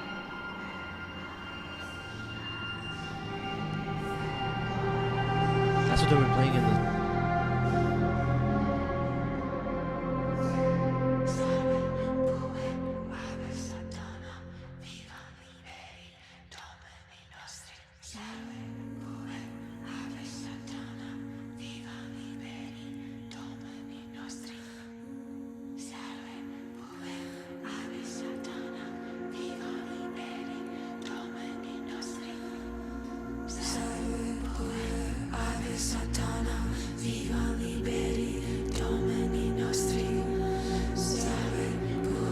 All right, that's it. That's enough. That's what they were playing in the show? Yes, bro. And I'm translated. It's Oh, it's already translated right there? Yeah, but I'm not gonna say all that. I'll put it on the screen. Don't say it, just briefly read it or whatever, but and like I said, guys, I'm gonna show you a video now of the actual actress, like basically backing up everything that I'm saying right now. Oh, this is an interview. No fucking bullshit, bro. Okay, let me see. Guys, this is the same shit with like Santeria, like all the fucking other types of witchcraft. This isn't no fucking jokes, bro. This is no fucking jokes. There's people who literally do this shit, like cast spells onto people, curses onto people. The scary shit that I've heard about voodoo and everything in Haiti is that there was this one situation where somebody's soul got trapped into like a bottle, and that bottle was buried away somewhere. So they're literally, their body was just left like the their soul was literally, no, they're already dead. They're already dead, but their soul is trapped in there, and they can never rest until somebody breaks the bottle. That's fucked. So they're gonna be in there for a very long time, bro. But let me show you the video of them, like of the actress. Talking about it? Yeah, talking about this. Yeah, good thing you didn't play the whole thing of that, bro. Yeah, hell no, bro. The fuck? She's not here. Screw you, Emma. So Emma's like, and I'm like, I won't do it. My lip. And Emma's like, oh, you're afraid of Papa Legba? I'm like, it's real, bitch. So anyway, mind you, the first time it happened, I called Sarah, and Sarah believes me immediately. Sarah's like, do you want to come to my house right now? I will hold you like a baby. And I was like, I've got it. So we all have to say these words. I refuse to say it. Then I feel bad. I'm like, fine, I'm going to say it. And I start feeling a finger here. I don't say anything to anyone because everybody already thinks I'm crazy.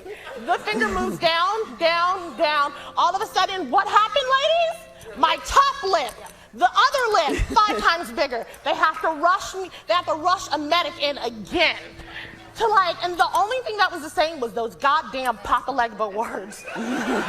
Do not do this at home, you guys. You see? And then obviously, like, she's saying it like in a comedic way, but bro, I know that shit was definitely traumatizing. I would be fucking traumatized. That's what I'm saying, bro. So the whole like, this is very real. Like, even though people obviously consider the whole Robert Johnson story a legend or like an urban legend, whatever, but I mean, still to this day, people talk about how people sell their souls. Yeah, it's a common thing nowadays. And this is a thing in every single culture, bro. Not just in, for example, voodoo, African American culture, African culture. We hear the stories about stuff in Mexico when it happens. We had obviously the clip of that brujo and like the other brujas talking about like how people go and like offer stuff to the devil to trade their soul, bro, to gain wealth, money, land, animals, stuff like that. So let us know if you guys think this shit is real. I truly think it's real. But so so I seen a theory about sinners regarding Robert Johnson, because apparently a lot of people were saying how Sammy was the one who everybody's saying resembles Robert Johnson the most, because he's the one who's playing the guitar and shit, whatever. Some other people are saying that maybe what if the twins' father was Robert Johnson? I heard that theory, because in the movie it's confirmed that the guitar belonged to the father. But I don't believe that, only because the timelines don't really add up, because the movie takes place like 1932, early 1930s. Robert Johnson died 1938. So, and he died pretty young. At that time, he died at age 27, which is the whole like, oh yeah, the 27s club. And he would have been like what, 20, 21 at that time when it comes to him being their father or whatever. What I do think that I don't see people saying at all, so what if it wasn't really Robert Johnson that was the father, but what if the twins' father sold his soul to the devil, and that's why he's not obviously around, and that guitar is cursed, which is why when Sammy played it, he plays beautiful and shit, and why he attracted Remick the vampire, and also why the preacher, the Sammy's father, hates music because of that reason. It could also be because he's really, really religious, and he just thinks that overall it's just a bad thing. But it would make sense of why he became more religious than everybody else, and why he hates music and that specific guitar. Because he's always telling him, put down the guitar, it's not going to get you nowhere type shit. The only thing is going to get you is a dance with the devil. So that's what I think. What if like it's just like a similar thing where the father went through the same fate that Robert Johnson did? That's low-key an interesting theory. I'm not even gonna lie. Yeah. The only thing that like I guess contradicts the theory. Oh, and I think I know what you're gonna say. Because he was playing before he got that guitar. Yes, he was already talented. Yeah, he was exactly. So, and he gave him that guitar on their way to whatever wherever they were going. And but stuff. at the same time, that guitar was the reason why like all the bad shit even happened though. And like it attracted the fucking vampire. Yo, so it could, and it was also like hypnotizing to everybody else and stuff. Yeah. So I told you guys I'm gonna get into lost media today, and it's very, very disturbing. I'm gonna give you guys a massive trigger warning right now, because it does involve like kids and shit. Oh but my fucking gosh, bro! It's nothing. It's not like nothing like sexual or whatever. I try to stay away from stuff like that now. But again, I'm gonna give you guys a timestamp right here to skip to whatever. Like you can listen to you guys can listen to the story I'm about to tell. But like if it's too much when it comes to the audio, you guys can skip here. And for the listeners, I'll put an audio of me talking of what timeline to skip or whatever. But the thing I'm gonna talk about right now. So, in I guess 2013 in San Isidro, Argentina, there were a bunch of parents that were noticing that their kids were coming home with like bruises. They were acting weird. They were just throwing random tantrums. They were showing fear of water, just stuff like that, right? and there was a mom. Her name was Sandra Gervasoni. I don't know if I'm pronouncing that correctly, but she had a daughter. Her name was Morena, and she was experiencing the same thing that the other kids were experiencing and shit. And whenever she would play with her dolls, she would pin them against the wall, tell them to shut up, stay still, and she would also submerge the doll's head into water and stuff. Like if she was drowning them? Basically, yeah, right? Just keep all that in mind. Okay, yeah, so the mother, she's obviously worried, but she still doesn't know what the fuck is going on. Then we go to a father. His name is Diego Hernandez. He has a wife and a 1.5-year-old named Maite. And she will go to this maternal kindergarten, I guess daycare type shit. It was named Tribelin Materno Infantil. It was just a preschool for kids that were 2 years or younger. And Diego and his wife noticed that their daughter began to basically space out a lot, kind of like they were struggling, like she was struggling to finish any tasks and stuff, and she would fidget a lot, just stuff like that. So if you see your daughter act weird, yeah, red flags or whatever, or maybe you probably just think something else, but for them, they thought maybe she just needed to learn a little bit more. So they ended up giving her extra classes for her to learn. So they contacted a different program where they would have a teacher come to the house and tutor her or whatever, help her learn. And then the parents, they're telling the teacher what's going on with the wife. And then the teacher's like, whoa, what the fuck? She goes to this school? And then they were confused. They were like, yeah, like, I mean, we've always brung it there. There was no problem. Wait, I think I heard about this before. It was a big thing before, bro. But we never talked about it. I think I heard about this before because I remember seeing pictures of like a school and like a couple teachers or something like that, right? It might be what you're thinking about. But she used to work at that school, and she basically explains like, oh yeah, I used to work at that school, but I didn't really like it because it was too much, like it was stuff that I didn't agree with, so I ended up leaving. And automatically, the wife, she's like, I bet, let's get her out of this school. We're changing her schools. But the father, Diego, he decides, you know what? I want to investigate. I want to see what the fuck is going on in the school.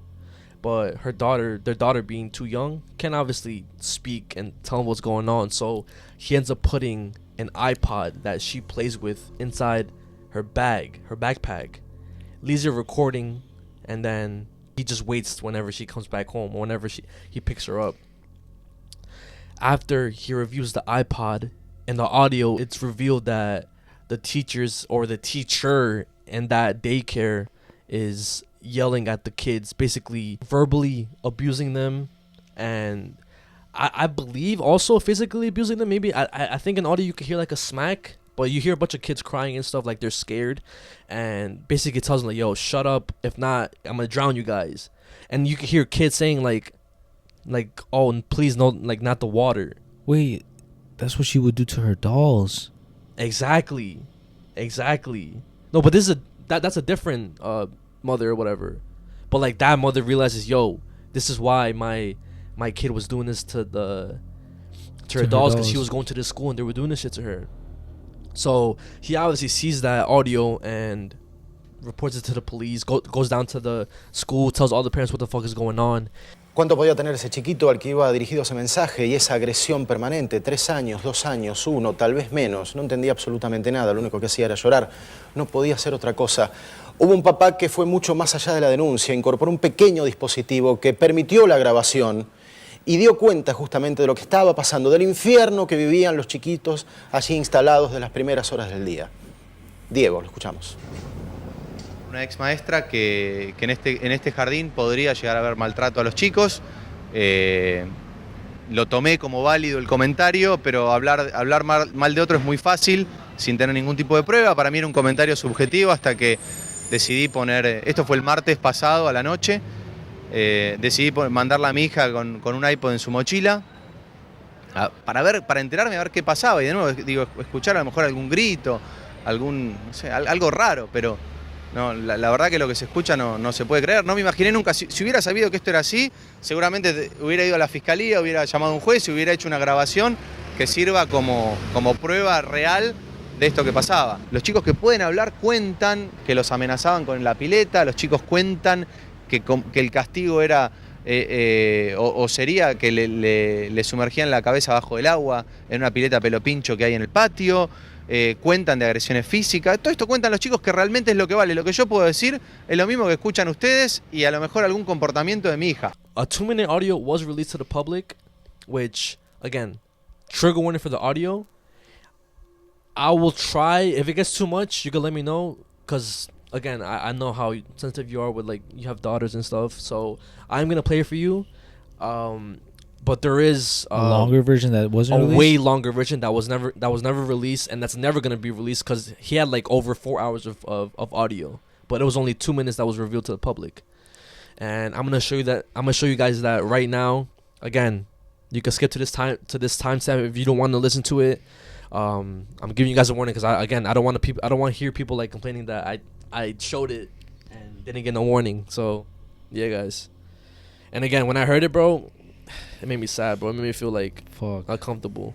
No, yeah, I mean, it's definitely a sensitive topic. And it's scary because, like, bro, this could happen to anybody's kid. Facts. And shout out to this YouTuber who also broke it down. His name is Thaddeus. I don't know how to pronounce your name, bro, but I'm going to put it on the screen. He has pretty good content. This is a warning for the audio listeners. If you want to skip the audio, skip to 1 hour and 34 minutes. Es indignante escuchar las voces de las maestras que maltrataban a los chicos del Jardín de Infantes Tribilín en San Isidro. Y el fiscal que investiga esta causa ahora pidió pericias psicológicas a los chicos. Ponete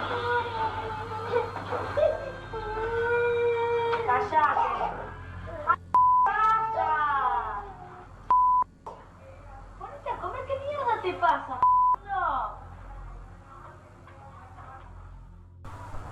Odio cuando te haces el tarado, porque sos el último en terminar de comer todos los putos días. ¿Querés tirarme la cajeta? Te la muestro. ¡Ponete a comer! ¿Qué vas a hacer? ¡Comer con no este año, estúpida! ¡Dejala hacer fuerza! ¿Podés sacar el cuaderno en vez de poderte aburriar?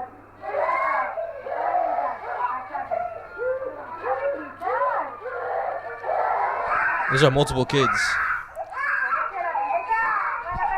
See, she mentioned the pool, cause they had a kids pool where oh my fucking gosh, bro. Because they had a kids pool where she would also use that for punishment as well.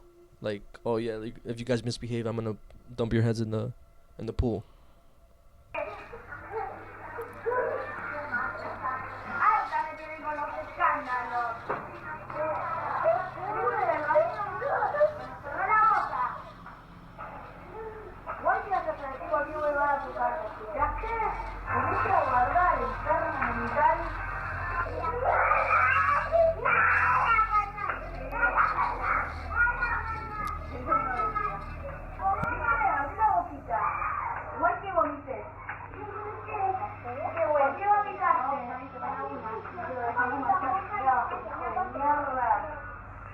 Por tu vieja estás tragado, Carolina, ¿Por qué te tengo que terminar cagando, mano? Cállate, no te quiero ni escuchar más, Vas a seguir comiendo como que dejamos a Nina. Dejá de hacer cosas.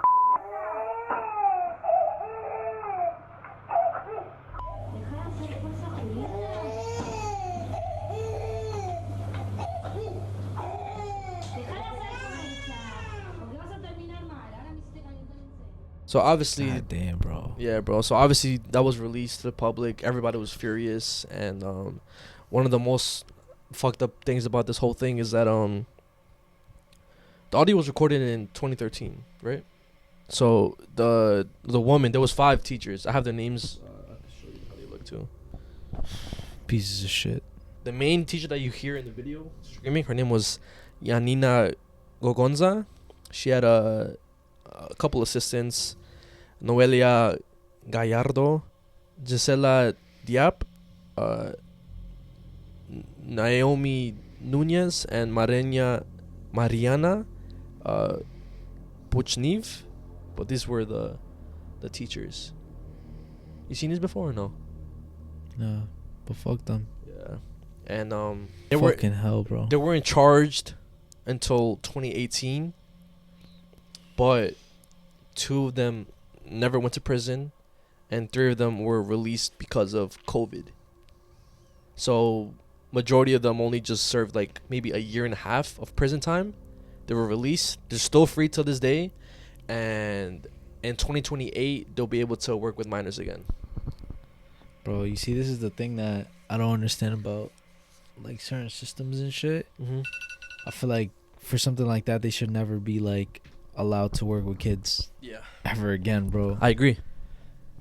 Because I'm pretty sure there's like other I think even with like and like molesters or whatever, I think after a while stuff gets like dropped from their like record or something like that. I'm not sure exactly what it is, but I know there was cases where basically somebody was a pedophile and then they were allowed to like work with kids again, or like a lot of movie producers. Yeah, shit like that. Exactly. Like, what the fuck? I don't know what's wrong with the fucking system, but that shit's fucking stupid as hell and disgusting. And I know it was very, very disturbing, but I feel like it's something that we had to talk about too, because bro, I mean, it's real and it can happen to anybody. You never know. Always pay attention to your kids' behaviors, things that they tell you too, because like I believe also, like, I think some kids were telling their parents what was going on or something like that, but nobody believed anything because they were just kids. They thought they were just bullshitting. But always pay attention to your kids and whatever they say, because 99% of the time they're not bullshitting. Yeah, no, 100%. Also, like the PSA we watched, like I think it was 2 episodes ago. Exactly. It's a perfect example. I mean, it is like bringing attention to it, and it's something that should be talked about because it's more common than not for somebody to be abused sexually, emotionally. Like, it's just like, it's so disgusting that it got to a point where you know somebody that has gotten abused any type of way, bro. Yeah. So that shit's fucking crazy. Un día la directora me cita y me dice, no, lo que pasa es que vos tenés que entender que esta institución se maneja con penitencias, castigos. Yo soy docente y yo no creo que un chico de 1 año y medio entienda lo que es y se deba, como docente, dar una penitencia, castigo. Eso es terrible. ¿Cómo pueden estas docentes, si se las puede llamar así, tener un delantal? Ante lo ocurrido, la Dirección Provincial de Educación en Gestión Privada confirmó que el Jardín Tribilín está inhabilitado para funcionar como entidad educativa. What I'm going to talk about is a little bit more scary, though. I know last time you mentioned, I think, the Ouija board. Yeah. And I think we even had a supporter story, right? Or no, it was La Mano Peluda, and it was a real life case. Okay, so a lot of you guys loved the fact that we talked about the Ouija board, and I'm pretty sure the comments were filled with like more Ouija board stories, more Ouija board topics. Okay, yeah. So I have 2 topics revolving around the Ouija board. Okay. So one of them is this YouTuber by the name of Ashley Ortega, and she was a YouTuber back in like I think 2016, 2015. It sounds like she sounds familiar. I'm pretty sure she was a small YouTuber. It wasn't really a big YouTuber, okay. But it was her and her friend, and they were playing the Ouija board. Her friend, her name is Corey, and she describes experiencing a couple like paranormal stuff before she played the Ouija board, and also how she has played the Ouija board before, but she didn't have a good experience with it, so she didn't really want to do it. Okay, this is Ashley or Corey? This is Ashley. How she's had like weird experiences with the Ouija board before. Okay, but they decided to do it only because weird stuff was happening in her house. Like what? Like stuff was falling, the lights were flickering, like basically the basic paranormal stuff, right? Okay. So stuff was happening in her house, so they were like, fuck it, let's do it. And at first, the board was not spelling anything out. It was just kind of gibberish, like just random words and random numbers. But then they asked, how old is Ashley? And the Ouija board said her exact age. And they never said it out loud. So how the fuck would the board know exactly how old she is, right? After it said her age, it also decided to say that it's been watching her. The Ouija board. Whatever spirit was they were contacting through the Ouija board Has been watching her. has been watching her. Obviously, they start getting a little bit uncomfortable, and Ashley specifically, she's like, yeah, like, I don't want to do this no more. So they decide to, like, try to end the session. And right before the session ends, some crazy shit happens that I don't understand how somebody would be able to fake it. So I'm going to pull up the video now, and you let me know if you think it's fake. You guys let me know if you guys think it's fake, but I don't see how somebody would be able to fake this, right? Okay. So let's see. I'm done. I'm done. I'm done. I'm done. No, let's ask.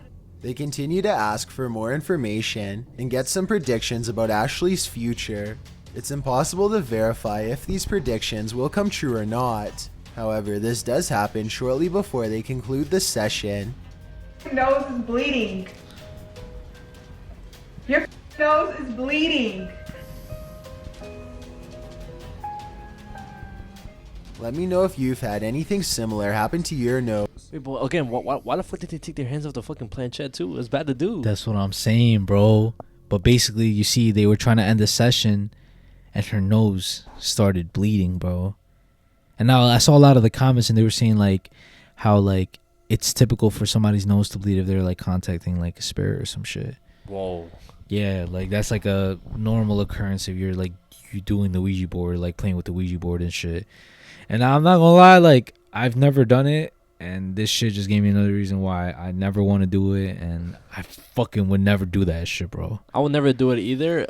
I know you wouldn't. Like, bro, didn't you say you wanted to do it before? No. Listen. I wouldn't do it, and I know you wouldn't do it either, and I know you wouldn't step foot in the room if anybody's doing it. But I feel like if somebody else is doing it, I would watch them do it. I would not touch it though. But you're on some dumb shit, bro. What do you mean you're gonna watch them do that shit? I got the protector up there, bro. God himself. I fear nobody but God. Nah, bro. If you're still, like, your energy is still there, bro. That's just gonna attach himself to you. I'm pouring holy water on me everywhere, bro. The next one is kind of similar. Okay. But this is more like it doesn't really have context. It's like just a video. It's a scary video that I saw. Okay. And it was basically this guy who said that he was just playing video games, and that weird stuff started happening, right? So he says he starts hearing noises, and mad paranormal stuff starts happening on camera while he's recording. And now a lot of the things that he does, like he records, could easily be faked. Yeah. But some of them are like, it's just like too many, like, back to back for it to be like they're all faked. Like, okay. So I'm gonna show you the video, and then I have another one after this as well. That relates to this, or just I have 3 actually. I said 2. Whoa, what the fuck? Okay. But I'll save the other one after. Okay. After you say yours. Alright, so I'm sitting here playing Rocket League at the moment. You can play Ouija board? Every time I'm here by myself, I swear this place is haunted. I've been fucking around with Ouija boards, and I was stupid enough to bloody invite demons to possess me and shit because I didn't believe in it. But ever since then, every time I'm here by myself, I hear shit outside. So I'm playing Rocket League. Let's fucking... Oh, did you hear that? Oh, what the fuck? It's reaction. No fucking way. It's fucking reaction, bro. I swear. No fucking way. Wait. Hello? Look. Is anybody here? Bro, why is he so nonchalant about this shit? Holy shit, why is that fucking moving? Hello?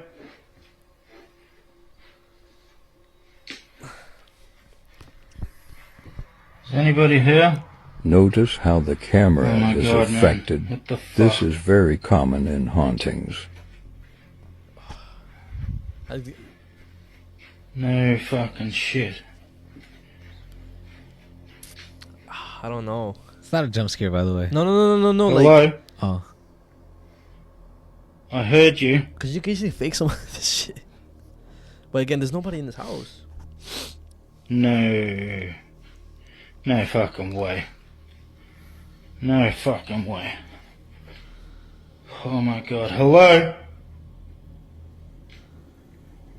The fuck? And I swear I just saw a fucking shadow moving here. So what's this fucking light switch? Oh man, I'm absolutely fucking shitting myself. Okay, No. I don't know how someone can fake that shit, bro. Cause like, where the fuck is the fucking stranger? Where's everybody out? Fuck off! Holy fucking shit. Nah, fuck this, oh no. Nah, fuck this, I'm out of here. Goodbye.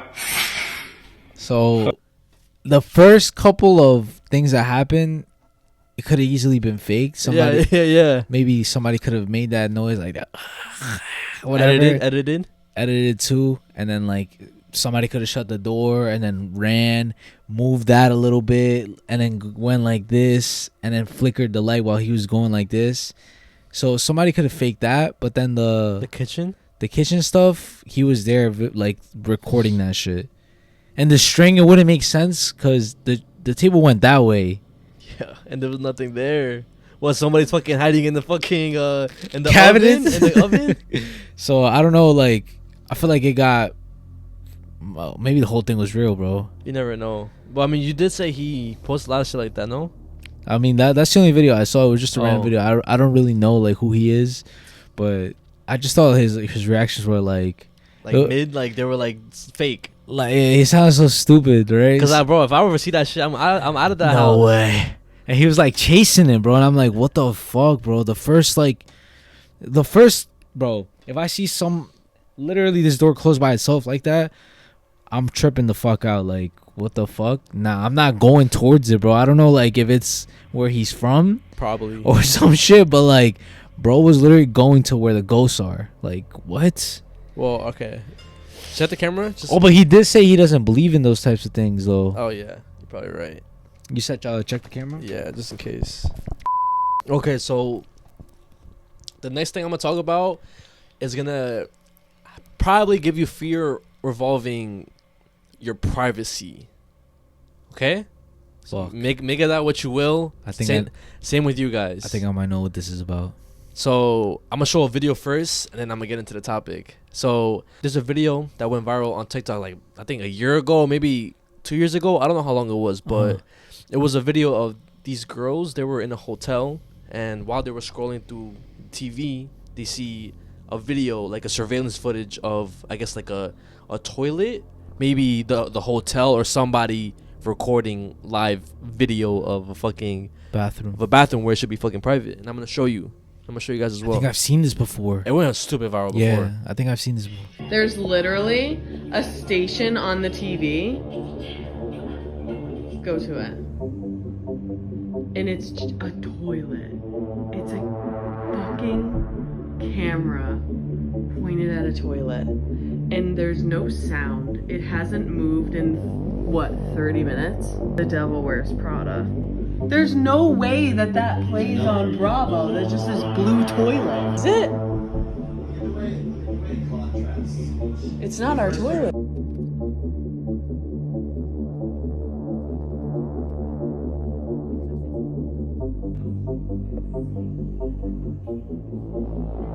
Right?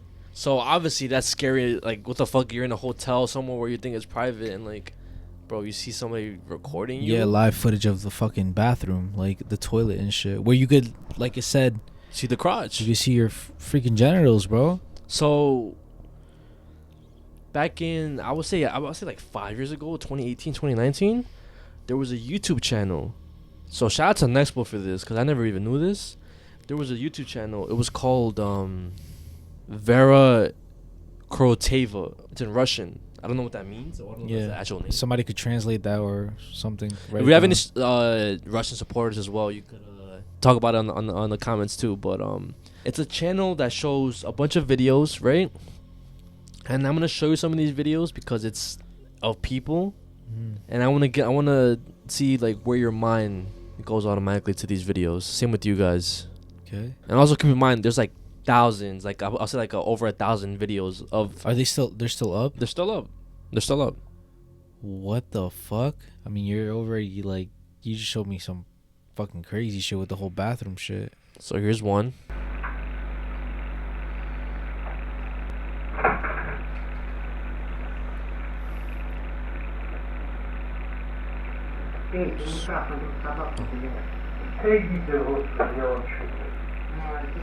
And they're speaking in Russian, so obviously we can't understand, but like... Bro, Cam 4. There's more cameras.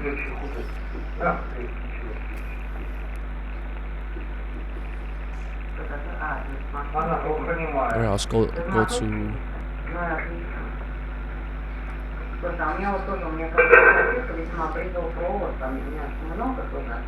И массу, когда у меня перелив идет, да и вода уже идет. Вызвал бы, там надо это менять, еще посмотреть мозги, дать мне... And this is the whole video, just like footage on this camera. Yeah. And then it goes on for like another... Like you can see them, like it's them, like it's people in this like apartment complex or whatever. Yeah.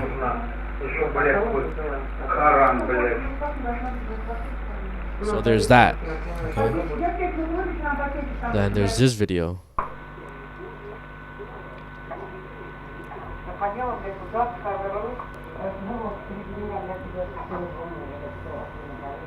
This is at a bedroom, bro.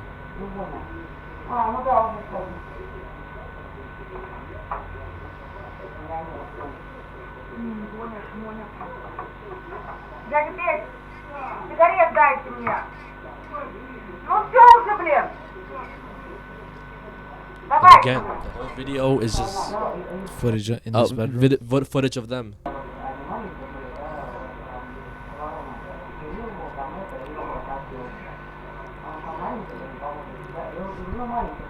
There's multiple videos like this. We'll go to his channel, right? Oh, there's also videos of outside, like how it would be like if it was like on top of somebody's door. People just like walking in and out. What the fuck? Like surveillance footage. Yeah. Right? Okay. Then we go to his actual channel. Over 1.4 videos. And it's literally 1.4 thousand videos. Yeah. 1,400 videos. And he hasn't posted since 5 years ago, but it's literally just thousands of videos of like the same rooms. Yo. Different rooms. What the fuck? There's POVs of outside, like police. And then I believe in the last 3 uploads that he ever posted were just of him kind of having like, I think, an argument with somebody or maybe talking on the phone. But again,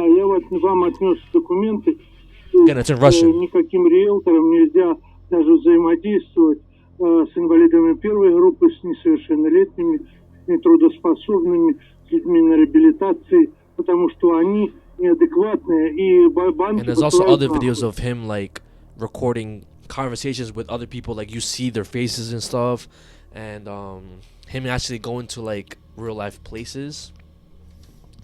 And now people that dug deep into this channel and they try to decode a bunch of like the Russian stuff and shit like that, and from what I saw, right, there was a video that he posted back in October 26th of 2019, and this is what it translated to. It's a lot of like kind of gibberish in a way, cause like it makes no sense. There's only like certain keywords that you could get out of this shit, but read like the highlighted ones.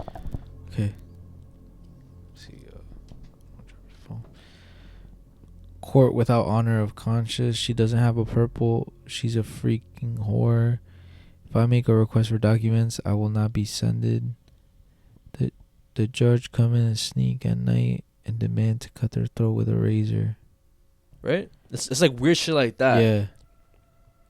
And the people who spoke Russian, they said that, I'm basically gonna say what they said. As far as I understood from analyzing Vera's channel, it's not owned by a lady or like the actual landlord of this place. It's like a relative related to the landlord of the place.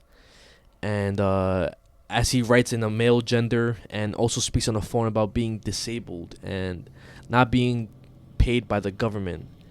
The man only in this channel can be seen on the video asking for money, where his relative is asking for his money, and he's irritated that she doesn't work at all and brings drug addicts to their apartment.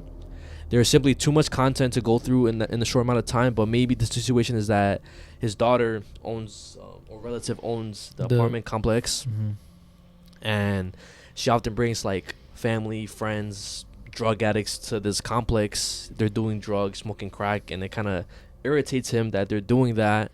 And he basically, and the guy who runs this channel is not mentally there. He's like insane in a way, and he's just going on his way to just post people's privacy just because of that, because he's frustrated with like, the government, because he also mentions like Putin, stuff like that.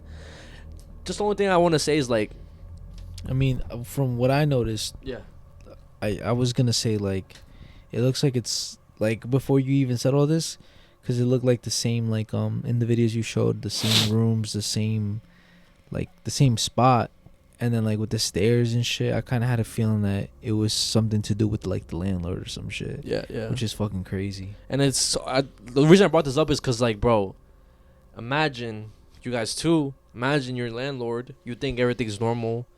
Come to find out, they're posting your footage of you guys inside the house or maybe outside the house on a random YouTube channel, and they're basically like talking shit and like doing threats. I would fucking like, call the cops or some shit. I feel so weird, bro, because I mean, in your house, like sometimes you walk around naked or you know, I mean, you're in a house, you think you have your privacy and shit, but I thought also too, like when you said like, oh, you might be afraid of your privacy, I thought it was like gonna have something to do with like hackers or somebody hacking your live, like like you see how they could access your webcam, or like let's say you have like security cameras or your Ring camera, like I mean people could hack into that. And then when you mention like a video and shit, there was this video or I think it was a TikTok or something like that, I think it was like a year back or 2 years ago, where this lady, she talked about how the baby monitor started like their daughter or their baby was saying how like, oh, the man in the baby monitor, he like speaks to me and says weird stuff at night, and how like basically like they found out that somebody was hacking into the baby monitor and like was speaking through like the baby monitor and stuff. Bro, that's fucking scary too, bro. That's what I'm saying. That's some dark web shit, because that's what they do. Yeah, that is, bro. So it's like these motherfuckers could hack into anything. I don't know if you ever seen the podcast with or just like in general, there's this like popular hacker, but he's like a moral hacker. Oh yeah, I've seen him. And like bro literally pulled out this tool and like he just connected it to somebody's it's like a USB, right? Yeah, he connected it to somebody, and it's disguised as like a charger, but it like installs like malware into the computer and just fucks everything up. And like he said, like that's like the tip of the iceberg where like what he could do and shit. And I think also whenever he plugs it in, automatically he just gets all the information inside your computer. And like how he could track like where you're at by your IP address, and like bro, there's so much shit that you could do if like you're on some hacking shit, to the point where you could literally like steal people's identity. And bro, your shit's not private no more. Nothing's private on the internet. Everybody has some type of information about you, bro. No matter what it is, everybody, bro. Like what, like messages, deleted shit. Anybody could get to it if they really want to.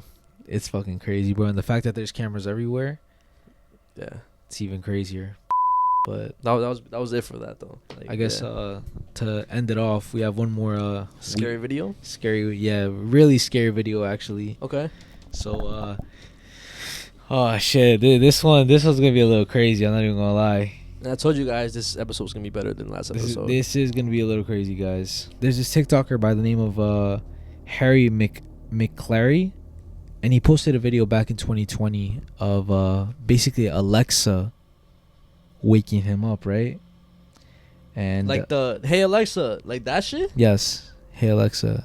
it wakes him up, and basically what I think is a spirit speaking through Alexa. So I'm gonna show you the video right now. It's a 2-part video. Okay. And now tell me if it's fake or if it's real, but it's pretty scary. Fuck.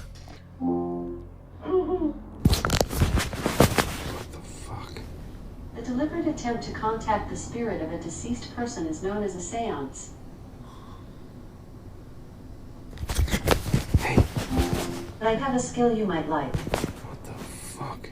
Want to try it? Whoa. There's no way this is real, bro. Nah. Okay, now I believe because of the dogs.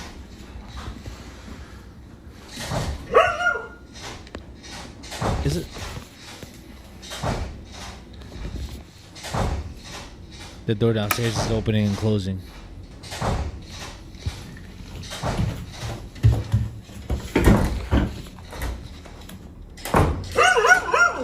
What the fuck?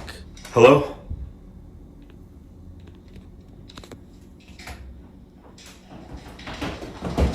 Oh my god! What the fuck was that? Hold on, go back, go back. What is that? Go back, go back, go back, go back. No, go.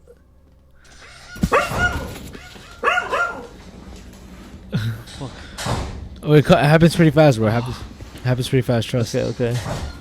Bro, what the fuck was that? It reminded me of like of a Smile too, with the fucking nude motherfucker.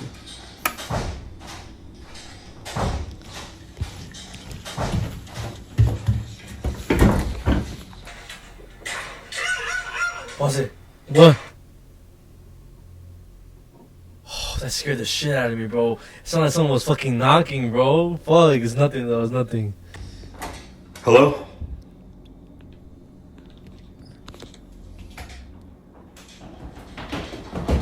Oh my god! What the fuck was that? I don't fucking know. What the fuck? Where's the update?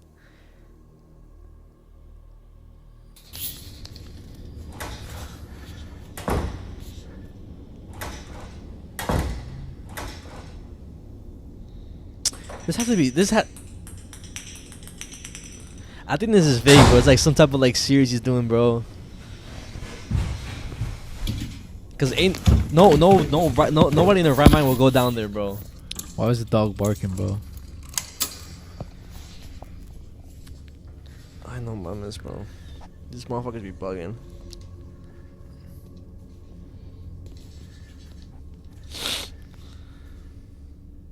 Yo, I swear, this is a fucking jump scare, bro. I'm gonna get tight. Not a jump scare.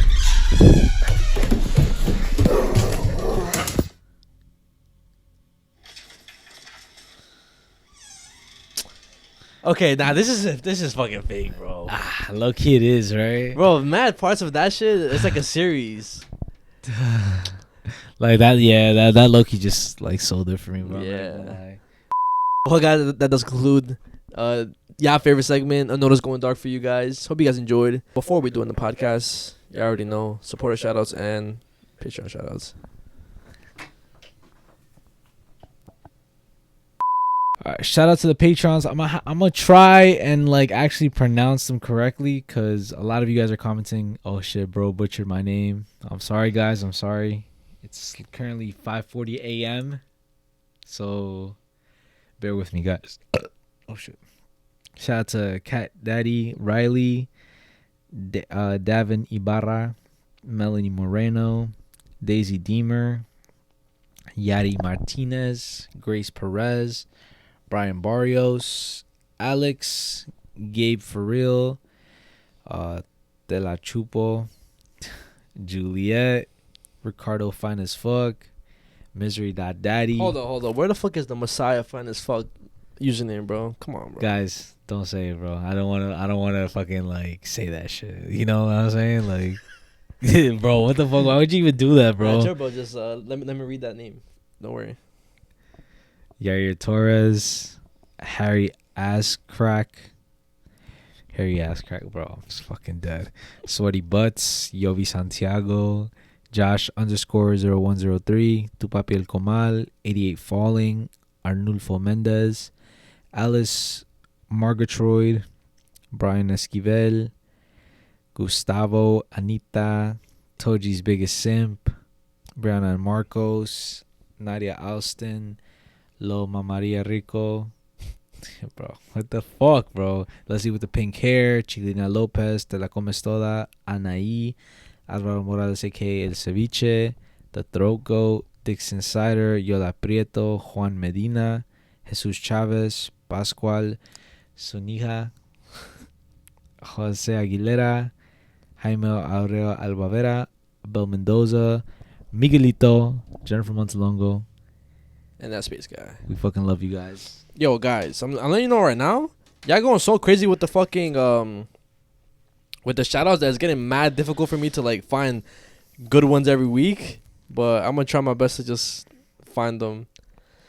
Shout out to Dark Blue Star X on YouTube. Yeah, guys, Oma, missed y'all. Can I get a shout out? You got your shout out. Something whatever. I don't know what your other name is, but it's something whatever. Hopefully I can get a shout out. I always watch your guys' podcast during work. LOL. Oh shit. Again, shout out. You noticed, bro. You got your shout out. Shout out to Ice Smoker 88. I knew y'all were gonna post because I laid down after an 88-hour shift. All right, 88 hours, bro. Y se me quitó el sueño. It'd be like that though. Nah, what if they're like a surgeon or some shit? Nah, you're right. Am I insensitive? Bro, what the fuck? Shout out to Steve_Trin on Instagram. I love you boys. I can't sleep without the podcast on. I don't know what is it with your voice, but it also calms my pit bull down. Much love. Keep doing your thing. And this podcast go. That voice? That's our fucking voice, bro. That's how we sound, bro. What the fuck? Shout out to welcome back. Bro, we sound mad dumb. Shout out to Victoria Keys on YouTube. I've been working backwards. I guess that's what he said. I've been working backwards watching y'all's podcast, and now I feel this is another podcast that I wish I had been around when I was a stupid, naive teenager out of high school. I really appreciate how y'all are trying to continue working to be better than the day before. After reflecting, it had me realizing that I wasn't ready to become who I am today. Shit. I had to go through all the chaos to be me right now. Much love from Texas. Puro 956. Love your show. Shout out to you, bro. Shout out to you. Love you too. I think this is the last one. Yeah, last one. Shout out to Atlanta 6928. Smoking a fat ass blunt, feet rubbing together, bills paid with the new beautiful episode. Life's good right now. Oh shit! Shout out to you, bro. Shout out to everybody shout out. Who comments again every single week. The comment, like the amount of comments always fucking adds, like it adds up even more, bro. Last week was 187 comments. Oh shit. Then the week before that, 147. Right now it's at 136. Like, it just keeps on growing, bro, which I fucking love. The likes keep on growing. It helps out a lot. Regardless if you like or comment, it helps us be on I guess YouTube's explore page more. Yo, also, guys, if you made it to this point, please turn off your notifications and turn them back on. For some reason, on like the analytics, it says that we're not being recommended that much on people's like recommendation page. So please turn that shit back on and shit. Well, yeah. Hope you guys enjoyed. My next hint for next episode is gonna be, and that was the end of the episode. Oh shit! What the? My hint for next week is gonna be. Actually, I don't have a hint for next episode. I'm gonna have to just wing it. Anyways, you have a hint? No, bro. I never have hints, bro. You know this one now. You should know this one now. That concludes episode 149. Hope you guys enjoyed. We'll see you on episode 150. It's been your host, Georgia K. Messiah Messiah. It's your host, Ricardo K. Ricardo. And do not let this podcast go. Unnoticed.